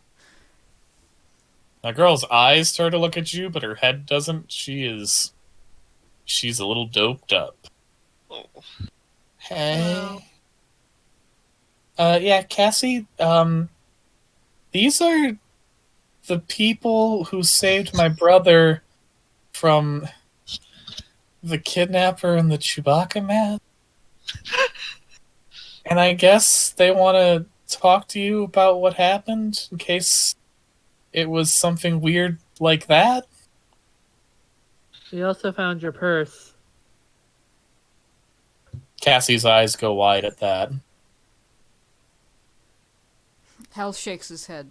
Like, he doesn't say anything, but he looks directly in her eyes and he shakes his head. No, we didn't. She looks at Mally and says, "Can I talk to them alone?" Yeah, I can go out. Don't worry. We won't get her too. We won't get her worked up. And Molly leaves the room. Cassie looks at you all and says, "Did you look inside there?" Hal nods, like, seriously, but also with his sympathetic face on. Don't tell anyone. Feels so stupid. We won't. Zoe's a little lost.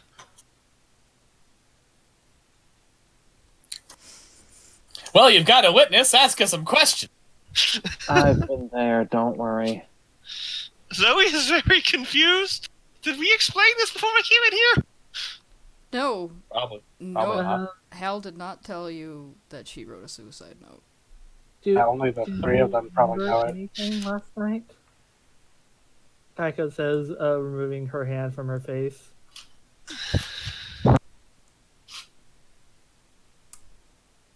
What happened to you? Similar. Oh. Simple.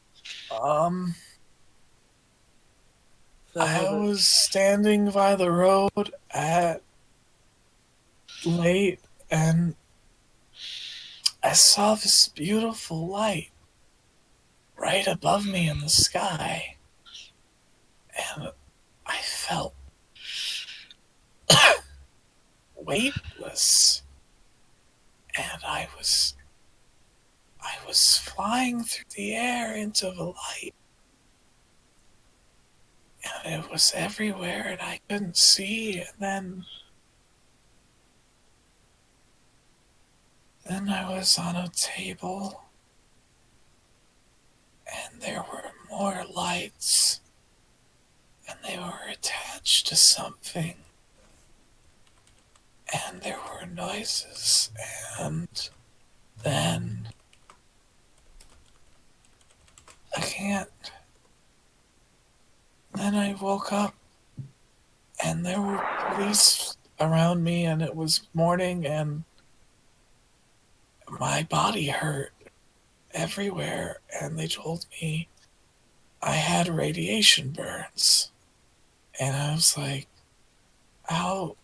There's not a nuclear power plant anywhere near here. And turns out there's a lot of different kinds of radiation. Keiko nods.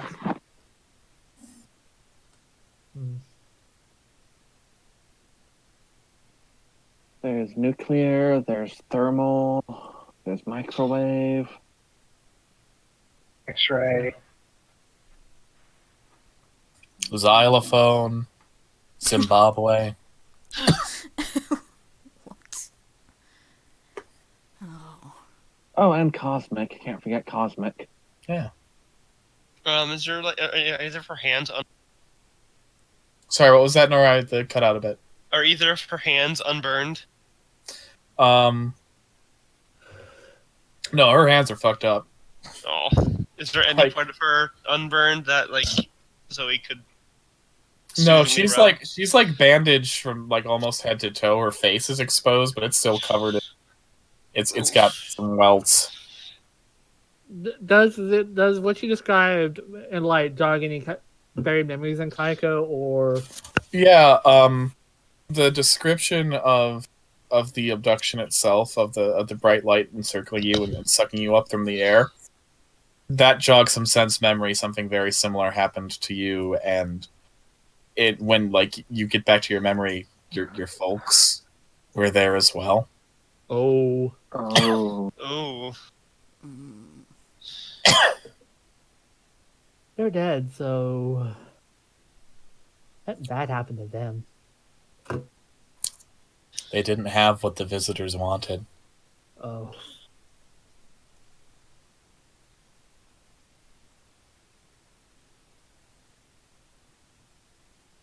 The visitors speak.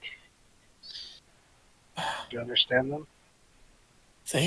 Their heads were flashing. They were like big squiggly lights of different colors. And they were flashing rapidly. It was I couldn't see much else because the room was dark. they say anything? I don't remember any noises. Were there any images in your head? It's like when you see a really bright light, and when you close your eyes, you can. You can what? When I close my eyes, I can see some patterns.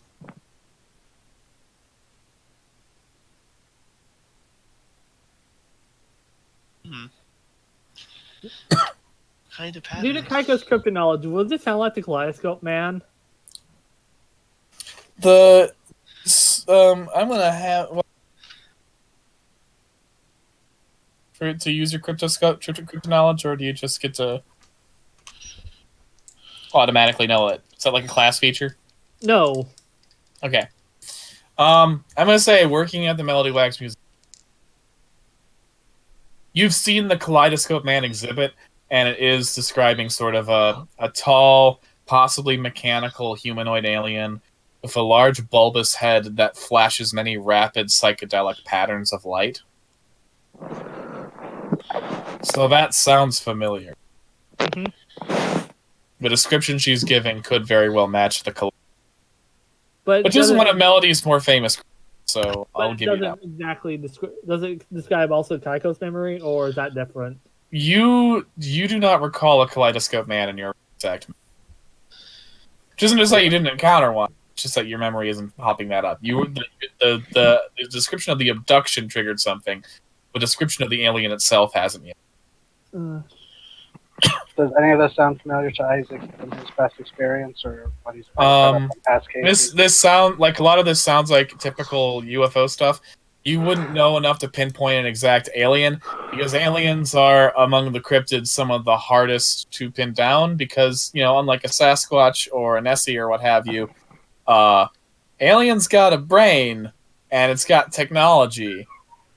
You can, if you try to push too hard on capturing one, you can get fucked up real fast. You know, if you piss off an Ogopogo by trying to capture an agent dies. You piss off aliens by trying to capture one of their own, an entire wing of the agency could go disappear. You know, these are beings from another planet that have mastered interstellar travel. Not exactly to be fucked with lightly. Right. So, the description, it seems like a fairly typical UFO account. Counter aliens often experience the sensation of being sucked off the ground by a tractor beam, being on some sort of operating table or examination table, being in a dark room where only they are lit and their examiners are hidden in the gloom. And both in alien accounts in general, and especially in alien accounts in Melody from the case files you've read, various strange lights, both on the UFO, on the visitors equipment, and the visitors' laboratory rooms, are a very common recurring motif in alien abduction stories. There is something about aliens that is tied with strange, luminous, lights and things. So,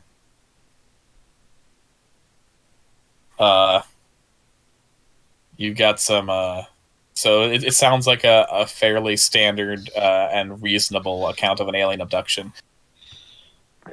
The big thing is that she didn't describe anything that resembles a gray, and those are by far the most common alien abductions in recent years, which is interesting. The description of the examiners that she has, sorry, Ian. That's okay. You just only ripped out my headphones. I'm sorry, my toe didn't mean to do that. The description of the aliens that's here is more of an old school 1950s style account. Greys have sort of superseded the more strange aliens in most parts of the country. Honestly, it sounds kind of like an ultra alien.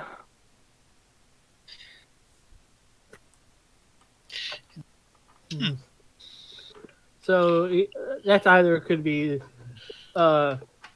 specific cultural osmosis due to the Melody lore. Go up in it. If one was to take a more skeptical approach to it. Yeah, if aliens are a mass hallucination, which Isaac knows that they aren't always at the very least, it could be possible that for a lot of people in Melody, the hallucination takes the form of the Kaleidoscope Man, because the Kaleidoscope Man is one of the town's biggest cryptids. He's right up there with the Alto Pogo, the Melody Mothman, and Southpaw Sam. Probably the fifth member of the top 5 Melody cryptids would be the Devil Dragon. He's the 5th member of the Melody crew. We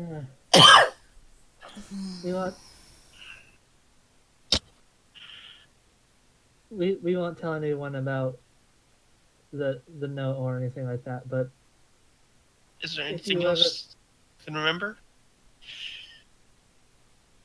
But if you ever want to talk with someone, Tycho just leaves her cell or house cell. Thank you. If I remember anything more, I'll get someone to call you. And if you just, want to hang out with anyone sometime, I'm sure any one of us will be happy to give you some company. Can you buy me booze? She is 16. She is 16, and you guys are. We'll talk. Yeah, trust me. Trust me, I tried. Tycho was gonna try to get her to be friends with the YouTuber lady. Aww. Oh, Daisy Moonbeam. Yeah. She'd definitely Yeah. buy her booze. Yeah. Daisy still is in town. Dude, Daisy would give her some good medicine for that fucking depression she's got. And you know, good remedy for burn medicine too. Also, Yeah. She actually would, So, yeah. yeah, Kai's gonna include Daisy Moonbeam's number Ooh, two. Also, she's a fucking famous YouTuber, and she could like have her do a thing for her medical bills. Oh God, yeah. Yeah. So Shit, now- Kaiko's actually gonna call up Daisy. I'm gonna say I could text her. Yeah, that's what Kaiko, because Kaiko probably has had a regular text chain with her ever since the. Yeah. I imagine they kept in touch after it. Yeah. Yeah. At Melody Hospital, someone wants to speak with you.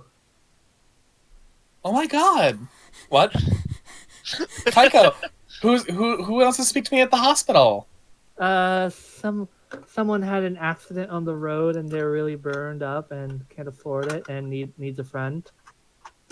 There's like a gasp emoji, and she's like, Oh. "Did they see an alien?" dot in parentheses, yes, but traumatized. Of course, I'll be right there. Oh. Hell yeah, Daisy. Oh. No, Isaac recommended that Spindle help her out after the whole. I don't think Spindle's gonna care about a victim.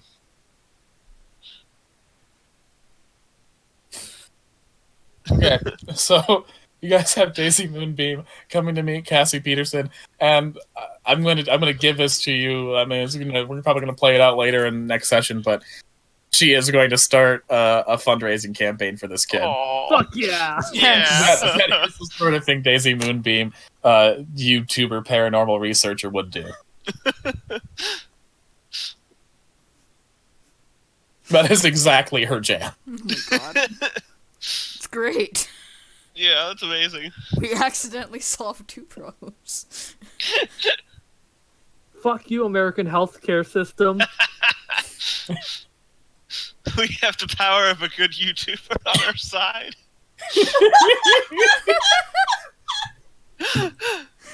Fuck!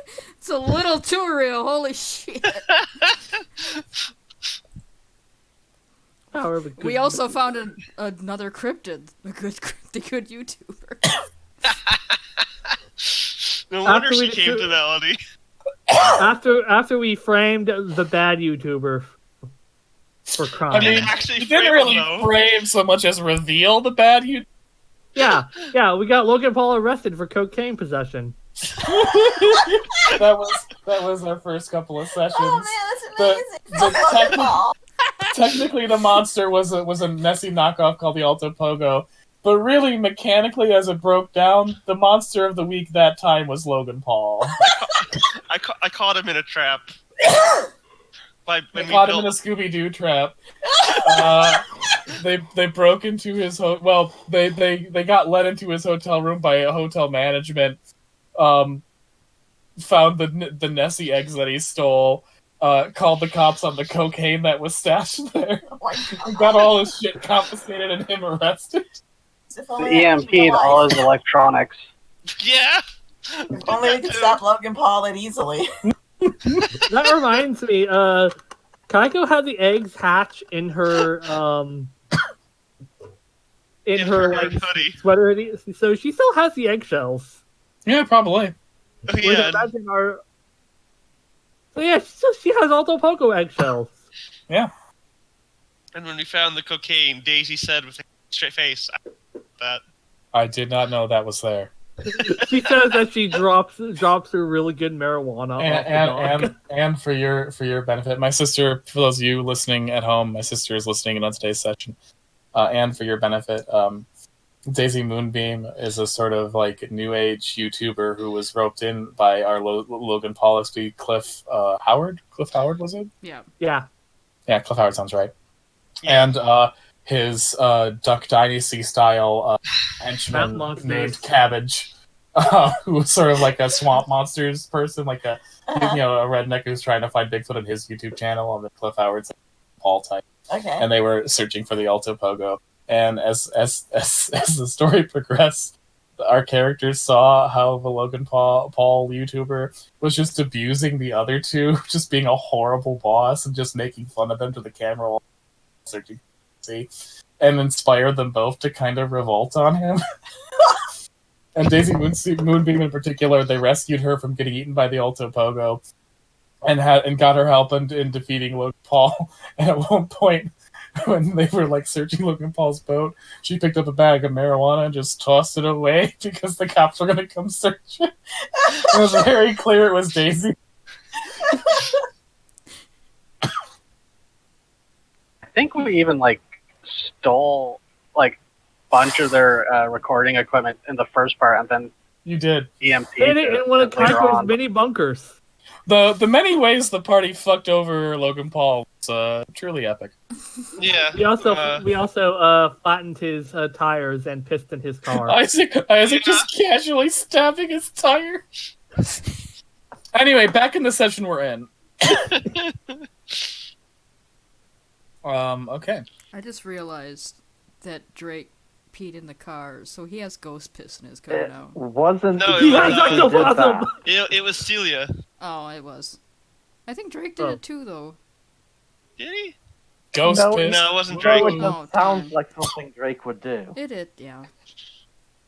but it was Celia. It's too bad he didn't pee in his car, because it would be ghost piss, and that would be a possessed car.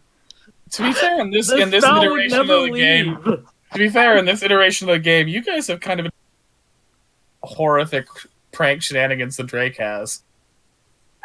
Yeah, we Drake's- have. Drake's actually been a little restrained. By Drake Drake's has been a standards. more responsible adult than we have. You did rescue that kid. And came in as a big damn hero on a jet ski. That Yeah, was amazing. Alright. Drake is the responsible adult. Anywho's it. Feels gross, doesn't it, Drake? Anywho's it. Kaiko gets Moonbeam here. Yep. Since she's a hip kid, you probably know this YouTuber. Daisy Moonbeam enters the hospital room and casts his eyes wide, and she's like, "You're Daisy Moonbeam. Oh, hey, have you seen my channel? Yeah. You're really good at tarot readings. Oh, thank you." Oh, Because of course the goth kids watch the new age Of course. hippie YouTuber. That actually makes a lot of sense. Shit. How about you tell me everything about your experience that you're comfortable with, and I'm gonna make a special video on my channel to help raise some money for your medical care. Okay. Okay. oh. And the two of them start having a very personal conversation about the supernatural, and it's sweet. And you kind of feel like you should probably not just be hovering in the back watching. Yeah, Kaiko leaves. Yeah. Yeah. So he's gonna Uh, give it a little wave goodbye. I think the next where it's gonna happen next is probably Baritone Park. I have a gut feeling. I don't know why, but Should we at night. set a trap? How are you gonna trap aliens? I don't know. That's for my role to decide. And we could try to like I- record them. I don't need to come up with the mechanics of how the trap works. I just need Dice, to roll for I'm a looking trap. at you, Dice Gods. I'm pretty sure there's no way the Dice Gods can bullshit how we can trap aliens. Hey, the dice god can bullshit anything they want. Kaiko hard looks at TT. Oh, you can see him too. Listen, you guys have to make the plan. It's not for me to tell you whether the plan can succeed. It's for me to tell you whether the plan does succeed. I mean, yeah, sure. I mean, I mean, Just a giant net comes down from a tree. I can be bait. I can Although- be bait too. You should have your fire sword ready, just in case. if you really want to see aliens, Mhm. you should go to Dust Devil Ranch. But we need to get them now. We need, these ones specifically. Dust Devil Ranch is in town. Yeah, but we're trying to get these specific aliens. Kay, you're gonna want to wait for that session, buddy. Oh! Do not suppose I have avoided Dust Devil Ranch so far because I haven't figured out anything to do with it yet. Suppose that I've avoided so far because that's a fucked up place to go, my man. This is a meat grading session. Fun. Okay, so You aren't ready for that, Matt. All right, that Tiger has anarchy. a gut feeling, has a really bad premonition. You're under level Not for go that Dust Devil zone. Ranch. That's a bad idea. Very bad idea.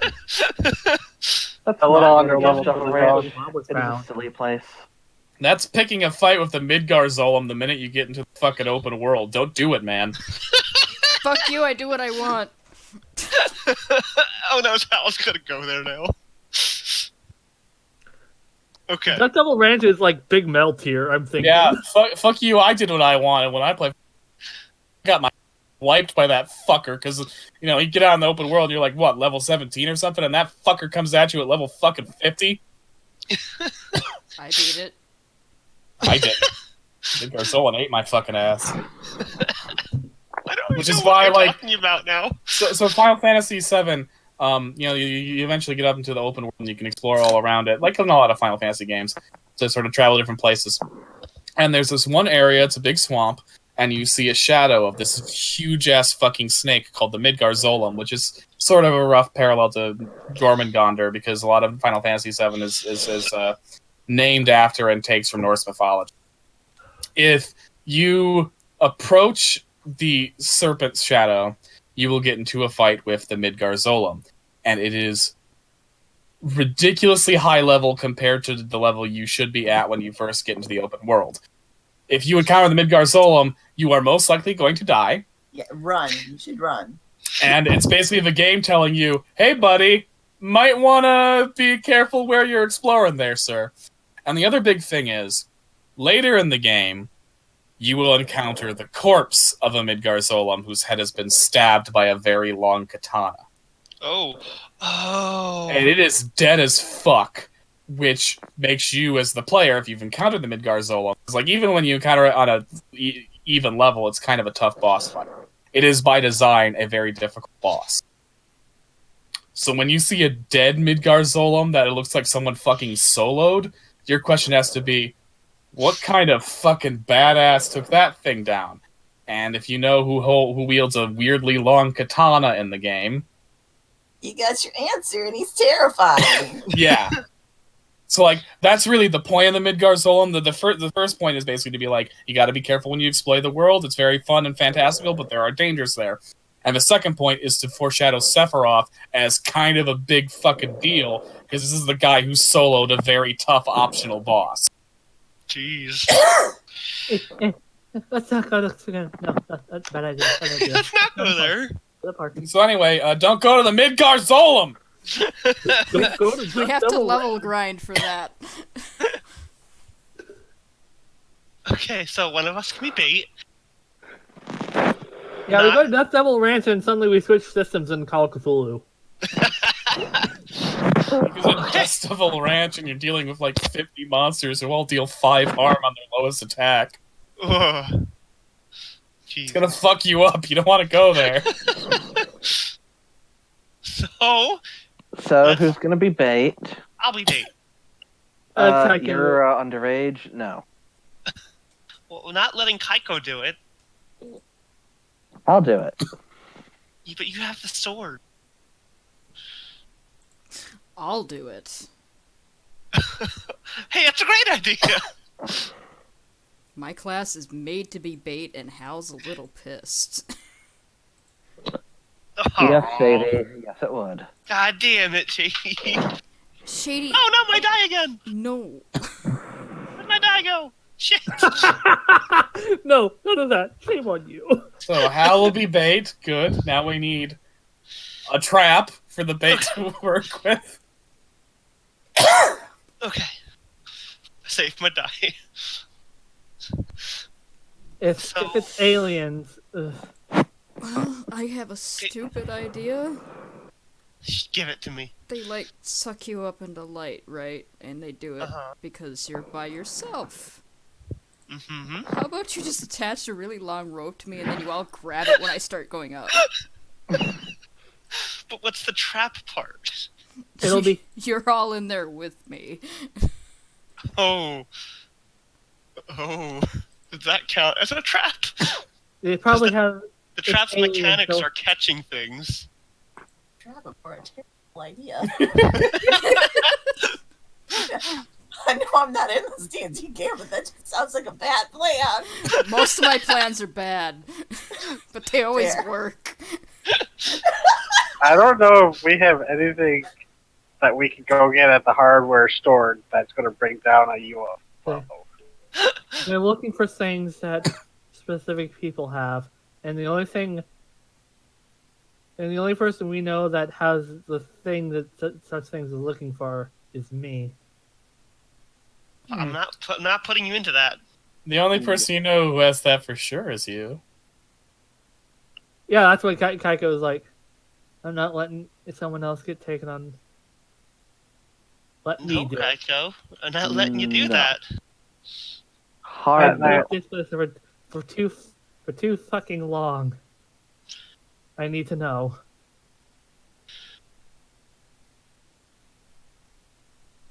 Mm. Because if Kaiko loses her bestie over this, she can't live with Aw. herself. Aw. Okay, Hal's gonna roll empath to see if he can actually figure out that that's what she's thinking. It's a weird roll. Yeah, 11. Yeah, that's what she gets. That's what he gets. She already lost her parents, and it caused her sister to be, for her own protection, like, away all the time. Okay, so just for the mechanics, on a 10 or more, you gain a clear impression of their current emotional state and intentions. Scared, but resolved. Angry. Get it, titty bath. What? What? I heard titty bath, and I did hope I. that's No, not what you titty pads. It's an image. What image? I'll just share it in chat. It's a bad one. It's bad. What the fuck? Oh, He's just God. looking at ass pads. There's titties. Man, Joker was a great movie. Alright. Let's see if I can recognize the Now they're all. It's even worse is that they're all furries. Yeah. Not generic anime characters. No, it's all furries. What do you get when society rejects a man who just wants furry titty mouse pads? And he has a furry mystery box in his hand. Oh my god. Damn it. Okay, anyway, back to session. I'm sorry I derailed it. It's alright. Okay. We do it to ourselves. It's fine. Yeah. Okay, so. Are you sure, Kaiko? Kaiko just gives a reserved, Hal a Was he kind, right? of, player. Hal kind of stares at her for a minute, and then he nods and says, She's sure. We'll be right behind.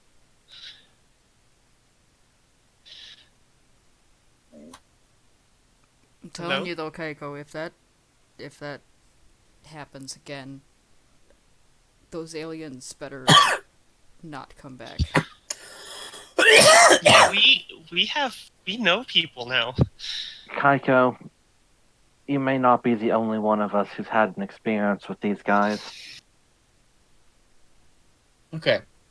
So just so we're clear, the plan is still, we're going to get a lot of rope, and we're going to tie it around one of us, I have don't. them sit seemingly alone in a field, That's We're probably a still bad we'll hide idea. in some We're bushes. still figuring it out. Alright, just making sure.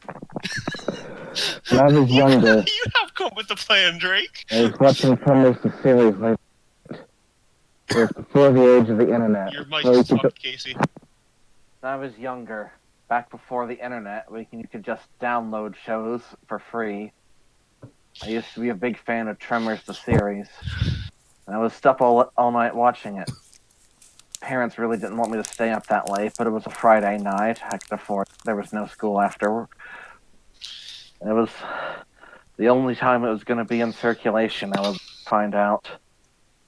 I really wanted to see the episode where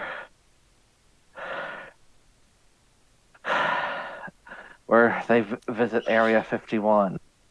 And as the episode was starting, there was a green light outside my room. And there was this loud humming noise. And it just kept going, and it drowned out everything. I just couldn't concentrate. I couldn't really absorb the story. The only time that episode ever aired, I missed it because of that fucking light show. I'm looking to get even now. That is your character class. The wrong. I'm playing this quirk through. Casey's character class is called the Wrong, and their thing is that they have a personal grudge against each and every monster of the week. And Casey has decided that her character, Celia, has incredibly petty grudges with each monster of the week. In this case, the Melody Light show, it's that they kept her from watching an episode.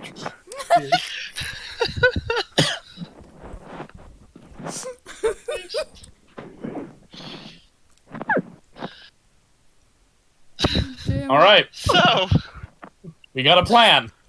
sort of. Yeah. The rope will burn. It's useless. So you need something better better than rope. You need Wait a steel second. wire. Wait a second. The aliens are from space. Maybe. Mothman's from that place. Why don't we ask him something? I don't know if we can just contact Mothman like that. We could try. Probably hanging around Wow. Hal's place. Yeah. Staring in my bedroom window. So you're gonna go back to Hal's place and see if the Mothman's there for. Yeah. Or just go to the abandoned fireworks factory. He likes to hang around there too. Yeah, we haven't been there yet. Let's go there. Okay. It's constantly going to all the different spooky hangouts. All right. We're the spooky kids. What do you expect? Hey, Mothman hangs around the TNT area. Yeah, that's true. Can I look at my Mothman detector, see if he happens to be in the area? He's not close to where you are now. So where are you guys heading? Either way, it's all in Hal's house direction. So Yeah, Stopping fireworks there. factory. Zoe votes fireworks factory because she hasn't actually seen that place. All right. Well, you guys drive down to the Melody Fireworks Factory, which burned down a while ago in a very unfortunate accident. No one has ever rebuilt it, and it has gone to ruin. You get there, and you see a partially exploded, weathered, fallen apart, dilapidated, health hazard fireworks factory building. If you go inside there, you will probably die. Is the meter I picking just- him up? The Mothman meter is, in fact, picking up signs of a Mothman. Sure enough, when you look through the trees, eventually you find that perched on one tree is the man smiling at you all with that big goofy grin of his, a little Is it- scamp. Isaac like waves, is like, Mr. Mothman, Mr. Man, we got some questions. Mothman spreads his wings wide, jumps off from the tree, and flutters down until he lands next to you and stands 11 feet tall. Yes. We want your help to catch an alien. Oh. Another favor, then. Damn it. Were you not prepared for a favor? I'm Well, you don't always lead with prepared to give a asking for favor. help. I'm just surprised you're asking another one. You already owe me one. But if you are fine having two favors on your debt, I would gladly help. Okay, what do you know about the light show aliens? That's the favor you want to ask? there's more than one light show alien. It's not just one. If I had to guess. This is information trading. Unless you have a means of physically capturing aliens, because, we might be interested in that too. Mothman grins. Seems you want a lot of things. A lot of favors that you're asking of. Well, we're figuring out exactly what we need first and foremost.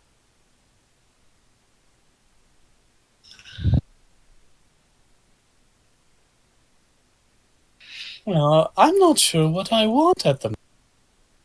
Do you mind giving me another blank check? We already Go on. have. Would you like one of these? And Isaac holds out the alien here Was that what? that he bought from the entrepreneur. Oh. Mothman looks up a tiny little spaceship with the tiny little pipe cleaner gray aliens, and at first he looks a little confused. And then there's a very strange sort of sound, guttural sound from him, and it eventually turns into a.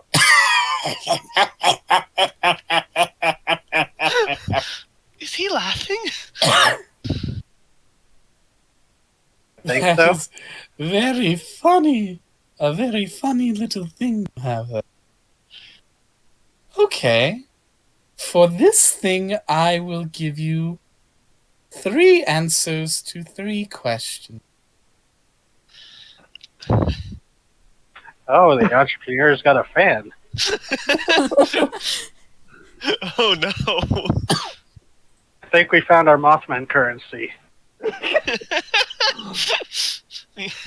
Homemade alien toys. I can only imagine that his head flipped back like that thing from the Dark Crystal. Canonically, Fizzgig. Mothman has sort of a trash can like head, so yeah, Fizzgig would be a very similar style. And Tycho I have has to the pick same up feelings. Shannon, like right now. So can we take a quick break and maybe discuss the questions we want answered? Yeah, sure. Alright.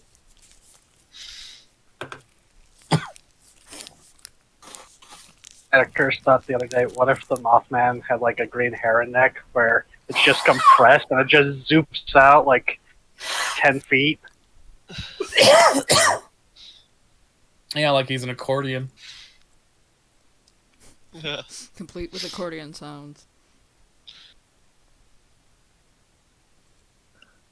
Kaigo has this specific question. What thing in specific took her, and is it related to the Kaleidoscope Man? Okay. So when Kate gets Zoe's back. yeah. Zoe's question is going to be Well, I think it's 3 as a group. That's just the one Kaiko's going to put forward. Yeah, there are 3 questions you guys can ask. Zoe's got one because she's trying to do the trap.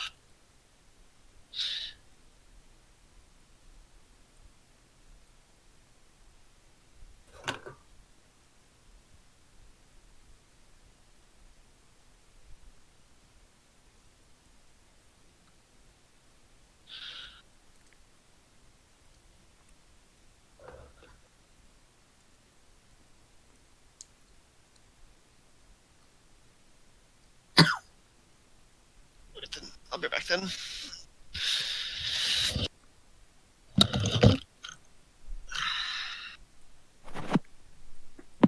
You guys are spitballing some good questions. You're going to have to narrow it down to 3. Meanwhile, we set up inside of, what did I name our target equivalent? In Bullseye. Melody? Bullseye, yeah. So, Mhm. meanwhile, stepping out of the Bullseye shopping center in Melody is Miranda Esper. She currently holds, I would say, about a 18-inch tall plush dinosaur. Mm-hmm. And she's holding it as she walks out of the Target to her car. And when she does, she notices that the camera of us is looking at her. And she's like, "Oh, this?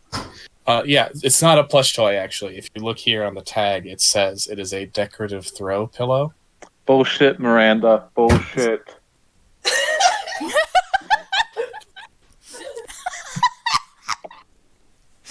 Well, it's on the tag, so this is an adult purchase. Right. Uh-huh. You don't have to justify it by saying it's an No, adult this is a person. mature adult purchase I've made. I needed another pillow. for my apartment. This is a justifiable purchase. Wouldn't it be more mature to admit you just bought a plush dinosaur because you wanted a plush dinosaur? Miranda. But the thing is, it's not a plush dinosaur. It's a decorative throw pillow. See, it says right here on the tag. Bullshit. Look, pulls out a phone, looks up plush dinosaur. That thing comes as first result. Bullshit. She's lying, folks. It's made by a company called Pillow Fort. Wait a minute, not the fucking thing title known. The shit. What did I miss in 5 seconds? Look, it's listed on the tag as a dino figural. What the fuck is a figural? What? It's an adult plush Drake! toy. No, it's a decorative throw pillow. It's Wait, on the okay, tag. Wait. It's an Yeah, it's adult. a dino figural throw pillow. Yeah, it's a throw pillow. It's a throw This pillow. is a throw pillow. It's officially classified as a throw. You buy it in Home Goods as opposed to the children's toy section. So obviously, this is an adult purchase I've made, and I don't need to be judged for it. I'm not judging. I'm just saying you should be honest with yourself and your audience. No, listen. Miranda Esper is a grown woman, and she has a need for throw pillows, and this is a throw pillow, so it's fine. Hey, grown women can have plush toys. And as she reaches into her purse, she accidentally knocks out the Nessie beanbag, and she's like, "Oh shit!" Yeah. She quickly grabs that and puts it back in her purse. What the hell's happening? We're having a Miranda Esper interlude while Casey is picking up Shannon. Oh. TT said she walked out with her new purchase, which is a throw pillow in the shape of a dinosaur, and Shady popped on. Just say bullshit. I'm assuming it's one of her coworkers from the it's Carlo Drake. show. Yeah, it's Drake. Bullshit. So yeah, she sighs. She reaches into her purse, pulls out a container of salt, corks it, and just starts throwing it into Drake's face. Please. You mo gwe gwe vime ziza. I've You studied mo under gwe Uncle, vime huh? thou. You mo gwe gwe vime thou. Drake, spectral green light suddenly covers your form. And you start floating into the sky. Well, it was nice being a part of this game. Goodbye, folks. Drake vanishes. Yeah. And then you pop back later, but you're inside the Walgreens. At some point during that, Isaac almost sent a text to Dr. Mallory going, "How would you like to spend your time off looking at ectoplasm?" And because Isaac had cleaned up Drake from the cat fight, and he did not throw away the blood, like the bloodied stuff. Creepy, now that I say it out loud, but There's a bit of pause, and then Mallory is typing, and eventually you get the response, which is, I get off from my current shift at 6, so that would be fine.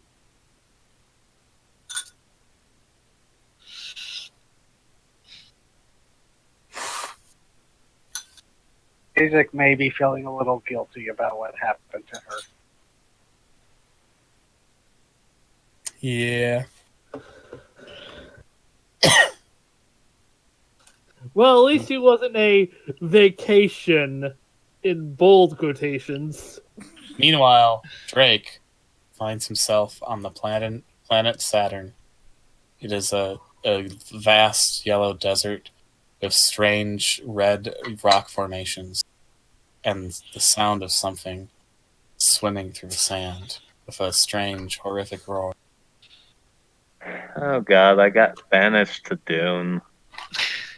Then you see something emerge from the sand. It's a giant serpentine creature whose body is covered in black and white stripes with blue scales upon its lips. Hey, wait a And second. This is copyrighted. What the dead fuck? red eyes. And it opens its mouth to reveal a second half, pops out, and it goes. Wait, how did we get the rights to this? Miranda, what the fuck? You're in Beetlejuice now, Drake, says the sandworm. Oh God. Nope. Do I have to go to the waiting room? I mean, you could also sing a Harry Belafonte song, and that would probably end this scenario. The sandworm's mouth is moving sort of like a like a puppet, where like the both jaws are just kind of flapping up and down when it talks.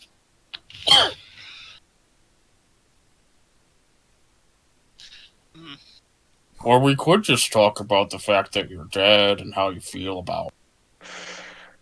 I'm stuck with assholes, man. The sandworm's tail rises from another part of the sand, and it's carrying a very like long couch, and it puts the couch up. It's like, why don't you sit down? Maybe lie back and talk. Very well. So, how did it all begin? Well, there were these kids, right? Yeah. And from what I've seen, they aren't really the brightest. Like, they were trying to pull a trap to get into a UFO with, like, string. That would light them on fire. It'd be like a cartoon.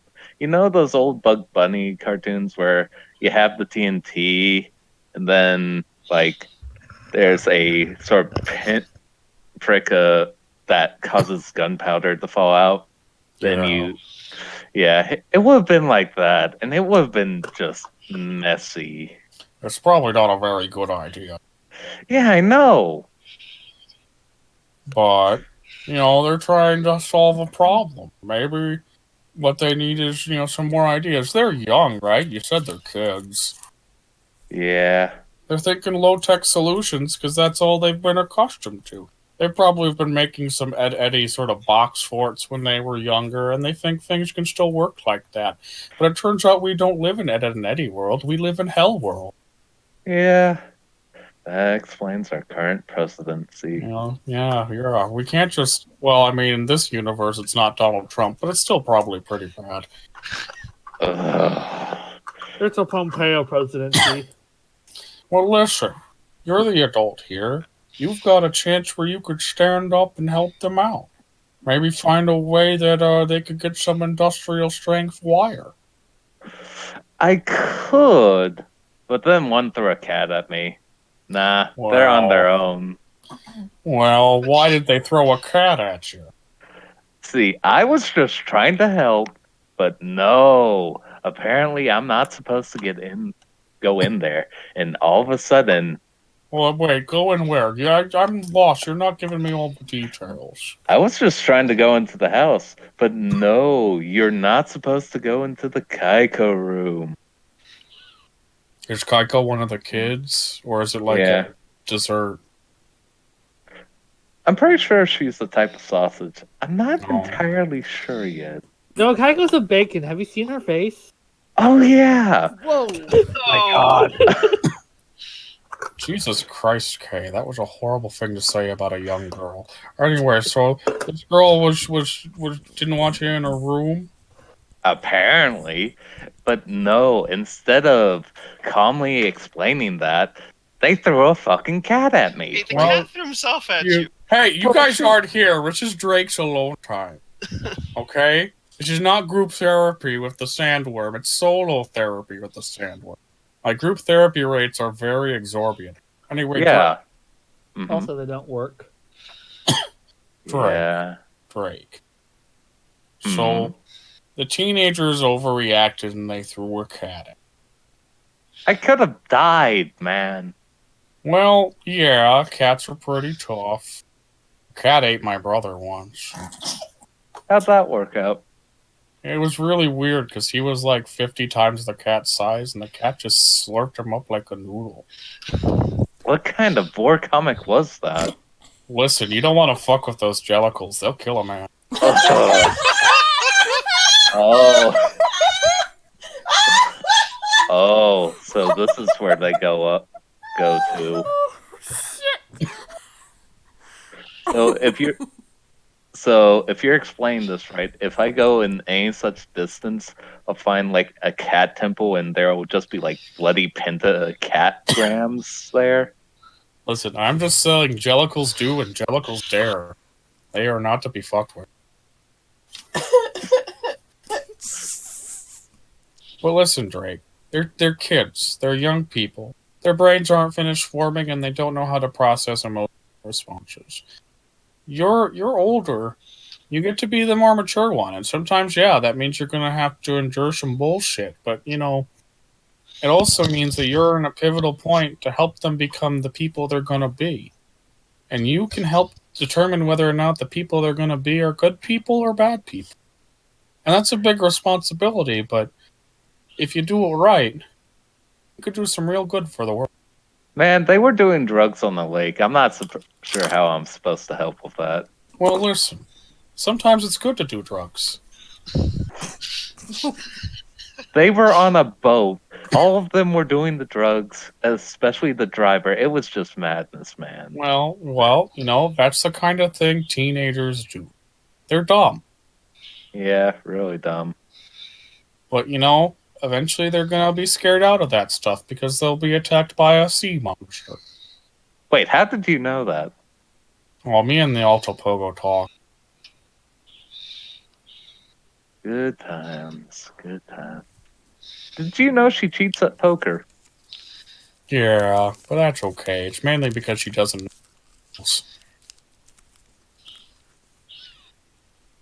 I had to give her one of Zoe's cameras. It was horrible. Well, Zoe's got more than enough cameras. Yeah. Not sure about the amount of film she has, though. She should really stock up on that. I mean, we live in a world of digital cameras. It doesn't just swear. Wait, what the fuck is a digital camera? Oh, it's a camera that's got like a microchip and puts the pictures on the chip. You can use it. It's sort of like a computer. Okay, and a computer is... Okay, come on. Computers have existed since the 30s. You must be at least aware of the basic concept of it. I am a conglomeration of gulps. Yeah, well, did any of them die in the last decade? I don't know. This is the guy you gotta start sorting your shit out. I think one of them was an old lady who went to jail for cocaine possession. It's an oddly common crime in this camp. I know. It's really weird. For a story about monsters, we certainly have a lot of people getting busted for cocaine. I mean, what is this, Hollywood? I mean, aren't YouTubers the biggest monster of all? Oh yeah, there's a whole plane of them, and it's basically hell. Basically? Man, if you've heard 7,000 people scream smash that like button at once while tearing a human being limb from limb, let me tell you, you don't want to live that shit. Let's see. I know, because I've eaten several... died in YouTube hell.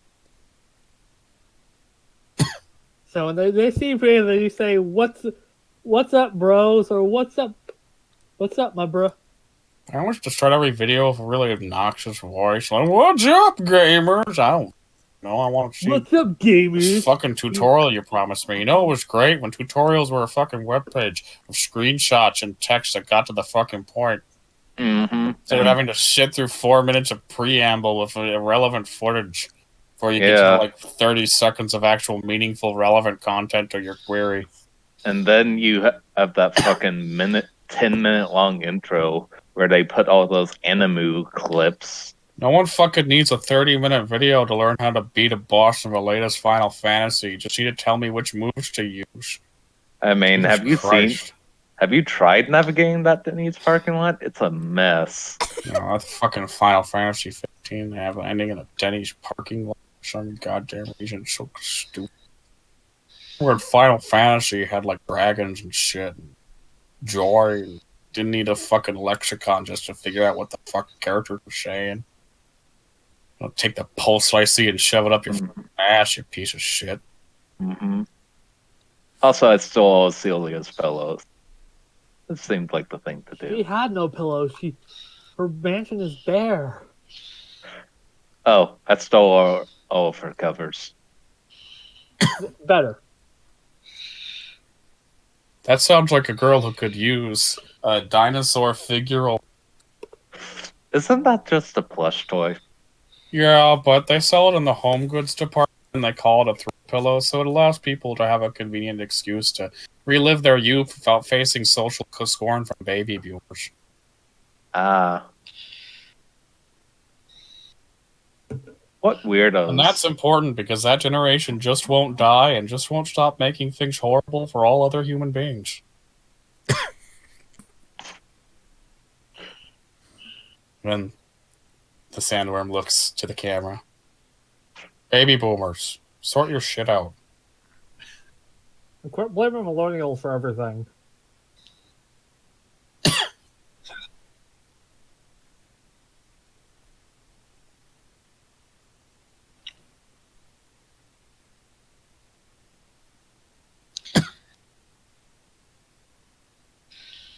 That's fucked up. That Yeah. image that Isaac just shared in chat. Yeah.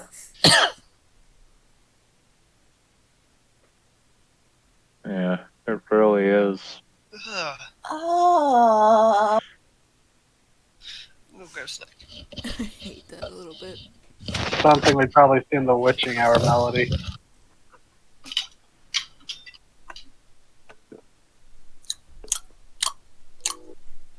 So But what's your man, favorite part of Beetlejuice?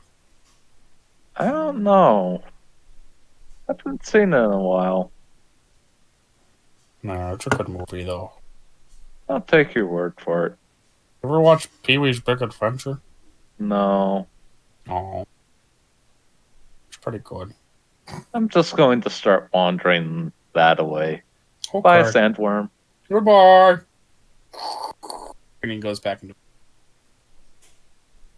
And Drake just drags a sack of Celia's covers along the desert. You travel the desert hours, and eventually you come across a sack on a table in the desert. Right. You open the sack. Inside are several dinosaur figural throws, various sizes. Ah, so this is where Miranda Esper puts them.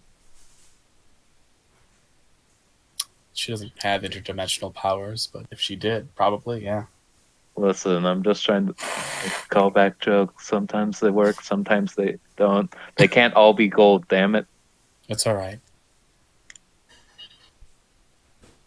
Well, now you have two sacks, one of covers, one of pillows. Specifically, dinosaur figural throw pillows. Let's see.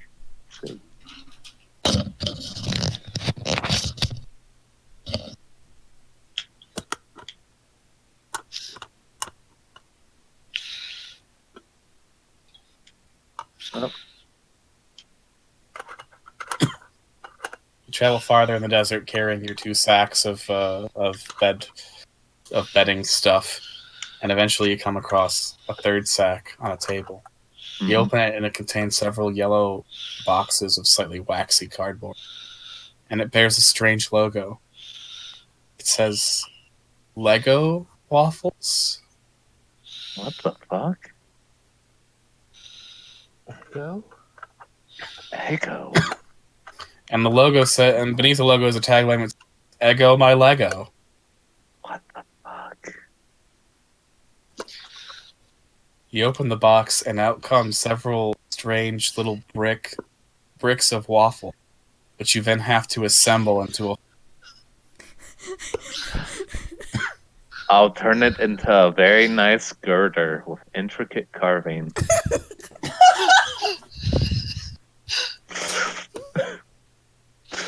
You create an intricately carved girder out of Lego waffle bricks. Just to say, you create a large rectangle of waffle. Hmm. I wonder if I could find. I have to show this a nice gentleman my girder. You hear a tiny squeaky voice that you can't quite discern as a small fellow, roughly the size of your thumb, comes riding up on a horse. Hmm. Ah, I see someone. Ooh, do you want to see my girder? Hold on. Let me show it to you very closely. Stand still. Your Lego girder hits sand and immediately falls apart because the Lego waffle construction is not built for being hit with extreme force.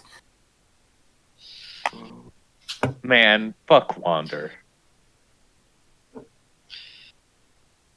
Fuck you, Shady.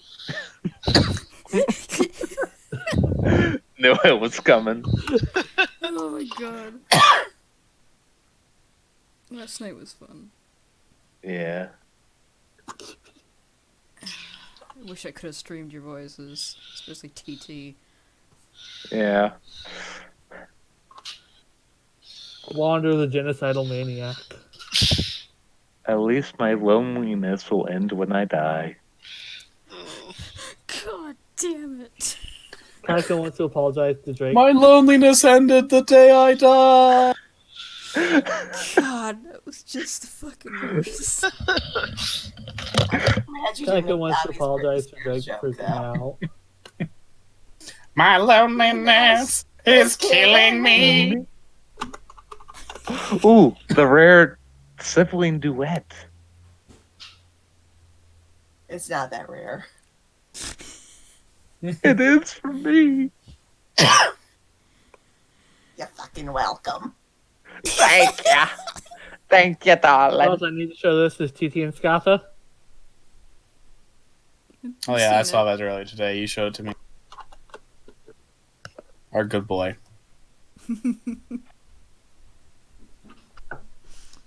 My first son. The adoption that started it all. I haven't stopped since then, so. I mean, I keep trying to adopt everything we run across in Token Off the Rails by sending them to the Shire. It's like, And yeah. Arena has the, and Arena's idea is like, maybe I can take everyone to Narnia to take Narnia for them. One of I you is haven't trying seen- to increase the Shire's population with a bunch of weird friends. The other is trying to secretly build an army with Chicago and then perhaps Great Britain. Well, not the. It's basically the. Hey, you guys are getting screwed over here. Maybe if you come with me, you can live together without being screwed over.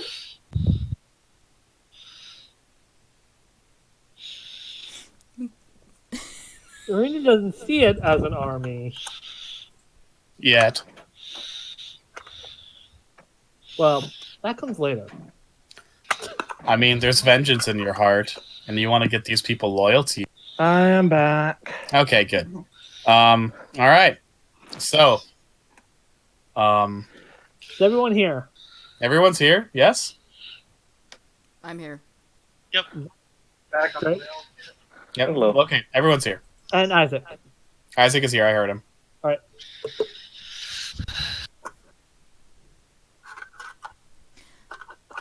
Okay. All right. So the I That's cannot right. go past midnight, so we need to chip chop chip. Anyway, that's reason number 5 that the Wasp should have had her. Has he been ranting to Mothman? Oh yeah. So Mothman's been that's listening one very question appreciatively. Kaiko wants to ask. So what's our 3 questions, gang? My 3 is: how can we stop them? Are they malevolent or benevolent? Are they connected to the thing that took Kaiko? I think it's a 3 as a whole, not 3 per person. Yeah, it's 3 as a Yeah. whole. That's 3 as a Kaiko's whole. ideas. Let's see here. Hmm.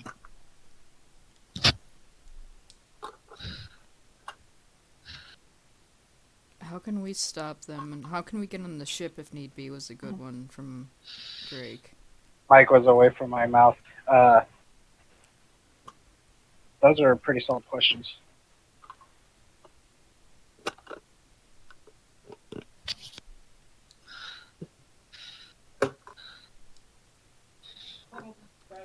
So, any further discussion, or just those 3 work? I want a group consensus. That's what I'm asking the group. I mean, Yep. I feel like we should figure out how to catch one. Malevolent seems like a pretty decent bet as it is. Maybe we should change that to what do they want? True. In the are they And- malevolent or benevolent thing. And That's not a bad idea. considering it's the Mothman, he might not even consider what they're doing malevolent. that's also true. Yeah. So I like how can we stop them? Yeah, that's a Definitely. good question. Yeah. Yeah. Seems like good questions. What do Tycho they? deserves an yeah, answer. what do they want is pretty good. Yeah. And How can we get on the ship? Are if they need be, is also. I think Kaiko deserves are they connected to Kaiko or the Kaleidoscope Man? Yeah. So, What? any dissent? Any dissent? No, those work Okay. for me. Yeah. Ask in character then, one by one. Okay. The thing that took me and did this to me. This is the same thing that took the girl from the road today. What thing, or specifically, what thing took me? Mothman considers for a moment. The thing that abducted a girl yesterday was similar to the things that took you. But then again, you were taken by a lot of things. Oh. They would call it an abduction in your police reports, but really they should have gone with plurals. The Kaleidoscope Men never took you, but something similar to them did. And then when they dropped you off, something else entirely took you again. Oh, the berries. I know what that's a reference to. I don't. I don't know every traveler beyond, and I do not name, much less names that you can pronounce. So I can't tell you their identity, but they travel in ships with many lights, much like the Kaleidoscope Men. And the thing that took you when they dropped you off is not a thing I'd like to think about. Oh. Oh.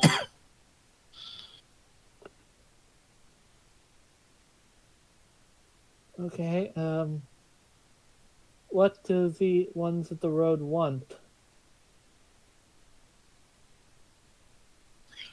The Kaleidoscope Men have visited Melody many times and are very curious about you. Not you specifically, but humans. They're very curious about humans, especially humans that live here, where things intersect. So they've done some experiments, and any good experiment needs long-term study. Right now, they're trying to find a couple of old experiments. But those who have been the subject of such things often don't want to be found. So they're having trouble finding the they saw once before. They really should have invested in tracking collars. Seriously. So the Kaleidoscope Men aren't the kind to put things into people then. Oh no, yes they are. Oh. I mean, like, under the scan to track. The problem is that tracking things in Melody can be very hard. Lots of different things in the atmosphere. Eventually signals get shorted out, especially over long periods of time. Even creatures as advanced as Kaleidoscope Men have limits, and even their technology can't do everything.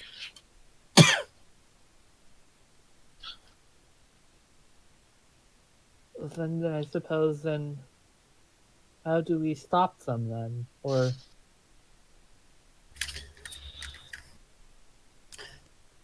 An intriguing query. There are many kaleidoscope men, and they have sent many ships over. So far, no one on Earth has results. what was that you cut out? So far, no one on Earth has. Same place. Which place is So that? far, no one on Earth. Has shown much resistance. I think if you showed them that experimenting is dangerous, maybe they wouldn't be so gung-ho to do it. If you could kill a kaleidoscope man, I think that would send a very bold message. Can they be reasoned with?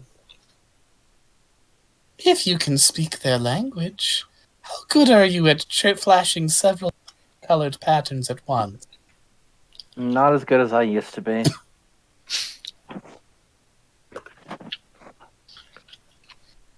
Perhaps that's why they're experimenting. Very hard to talk with ones who don't share their same method of communication.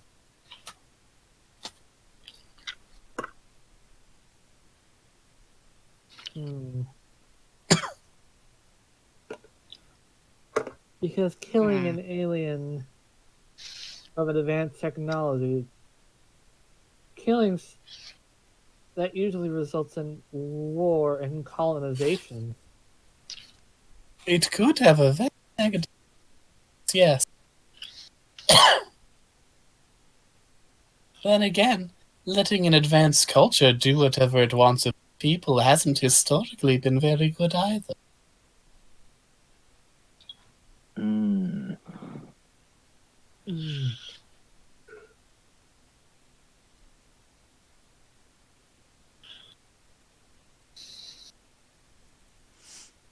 Fuck. Just got real there for a second. Yeah. Like, I'm trying to, like, how do you solve this situation? Like, if you kill someone, that's just an excuse to invade. You could. But the Wolfman has accidentally Make it- let slip and involves flashing different colored patterns. Oh. Yeah. So we need to figure out a way to communicate with them via lights, then. And it worked in that old movie Wednesday, right?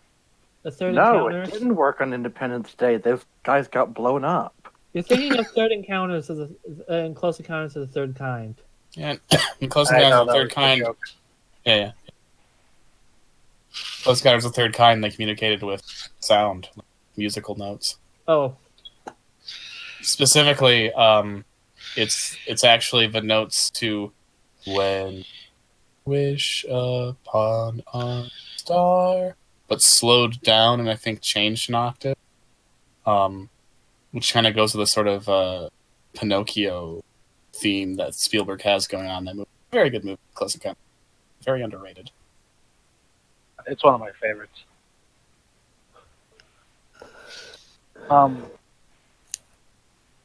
Now, we don't have to maybe kill them. Just make a show of force to. If we wanted to, we could. You know. You need to send a it- message if you want them to stop. You need to give them a reason. Do You you need to think that experimenting with humans is a bad idea? How you do that is up to you. I suggested killing one, but perhaps my view is skewed.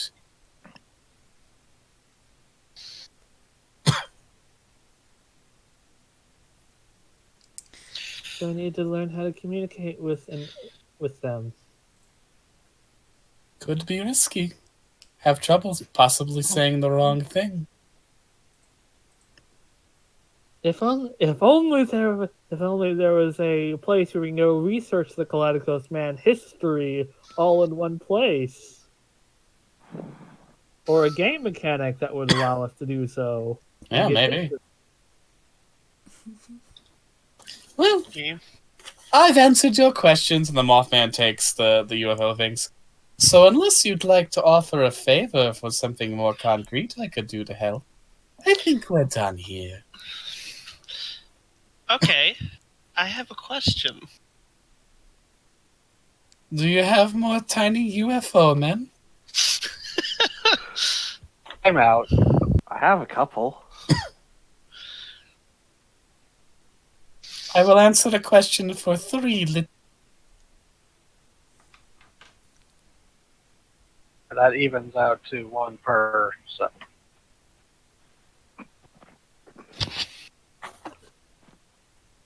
They really are better in bunches. Okay, I'll donate one. It's for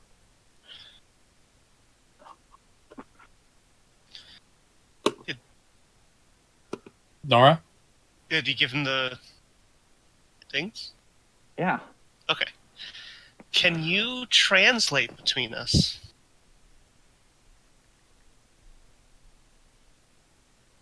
Mothman thinks for a moment. I could, but I'm not sure they'd want to talk in my presence. Oh. I think a better idea is somehow ending up in the Bewitched melody to go to the Faust. The Faust does seem pretty good at that sort of thing. Yeah. Although I first I could think start we a should wishing hour if you'd like to give another favor. that depends on how soon the next natural one is going to occur. Could be a long time. And the Mothman smiles. Do you know exactly when the next one's happening? Mm. Oh, Oh, it is okay. smiling. Can I? Kaiko's going to Can suggest we go research more before we make a decision on what to go from there. That's a good idea. Yeah, that's a good idea. Will you be here if we need to contact you again later? If you need me, you will find me. Okay. You're going to be following us. Got it. As if I ever stopped. Had a feeling. If you're just gonna say it. Haven't you been paying attention to me? I keep telling you that he's looking through my windows, like, at all hours of the day. That's why I keep calling him our groupie. We're like his best entertainment right now. At this moment, he's the unofficial group mascot. Okay. He's the Igor to your Persona protagonist. God.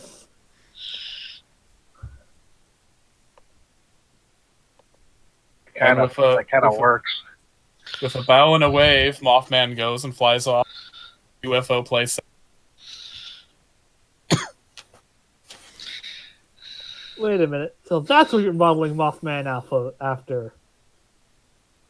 Maybe. We don't know. I mean, your voice. Oh, there's a little bit of Igor in that attention. I'm still hearing Professor Pericles. Yeah. Professor Pericles is Igor's persona. I feel soft, willowy voices are underused in modern horror. They can be very interesting and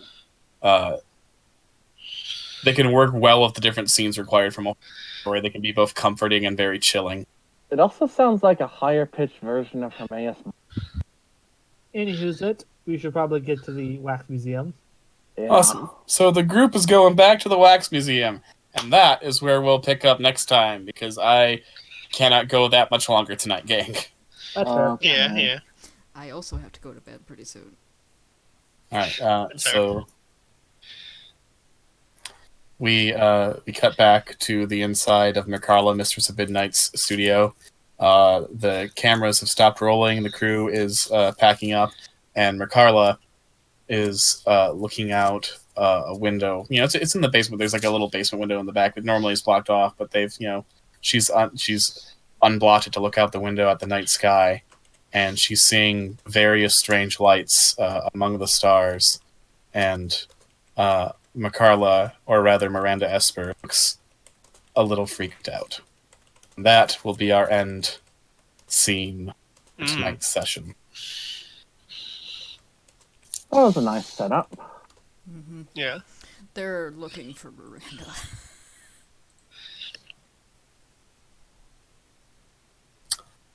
Interesting guest. All right. I would love to stay and shit talk, but I actually have to do some preparations tomorrow because I start my first day of work. Yeah. Good night, everybody.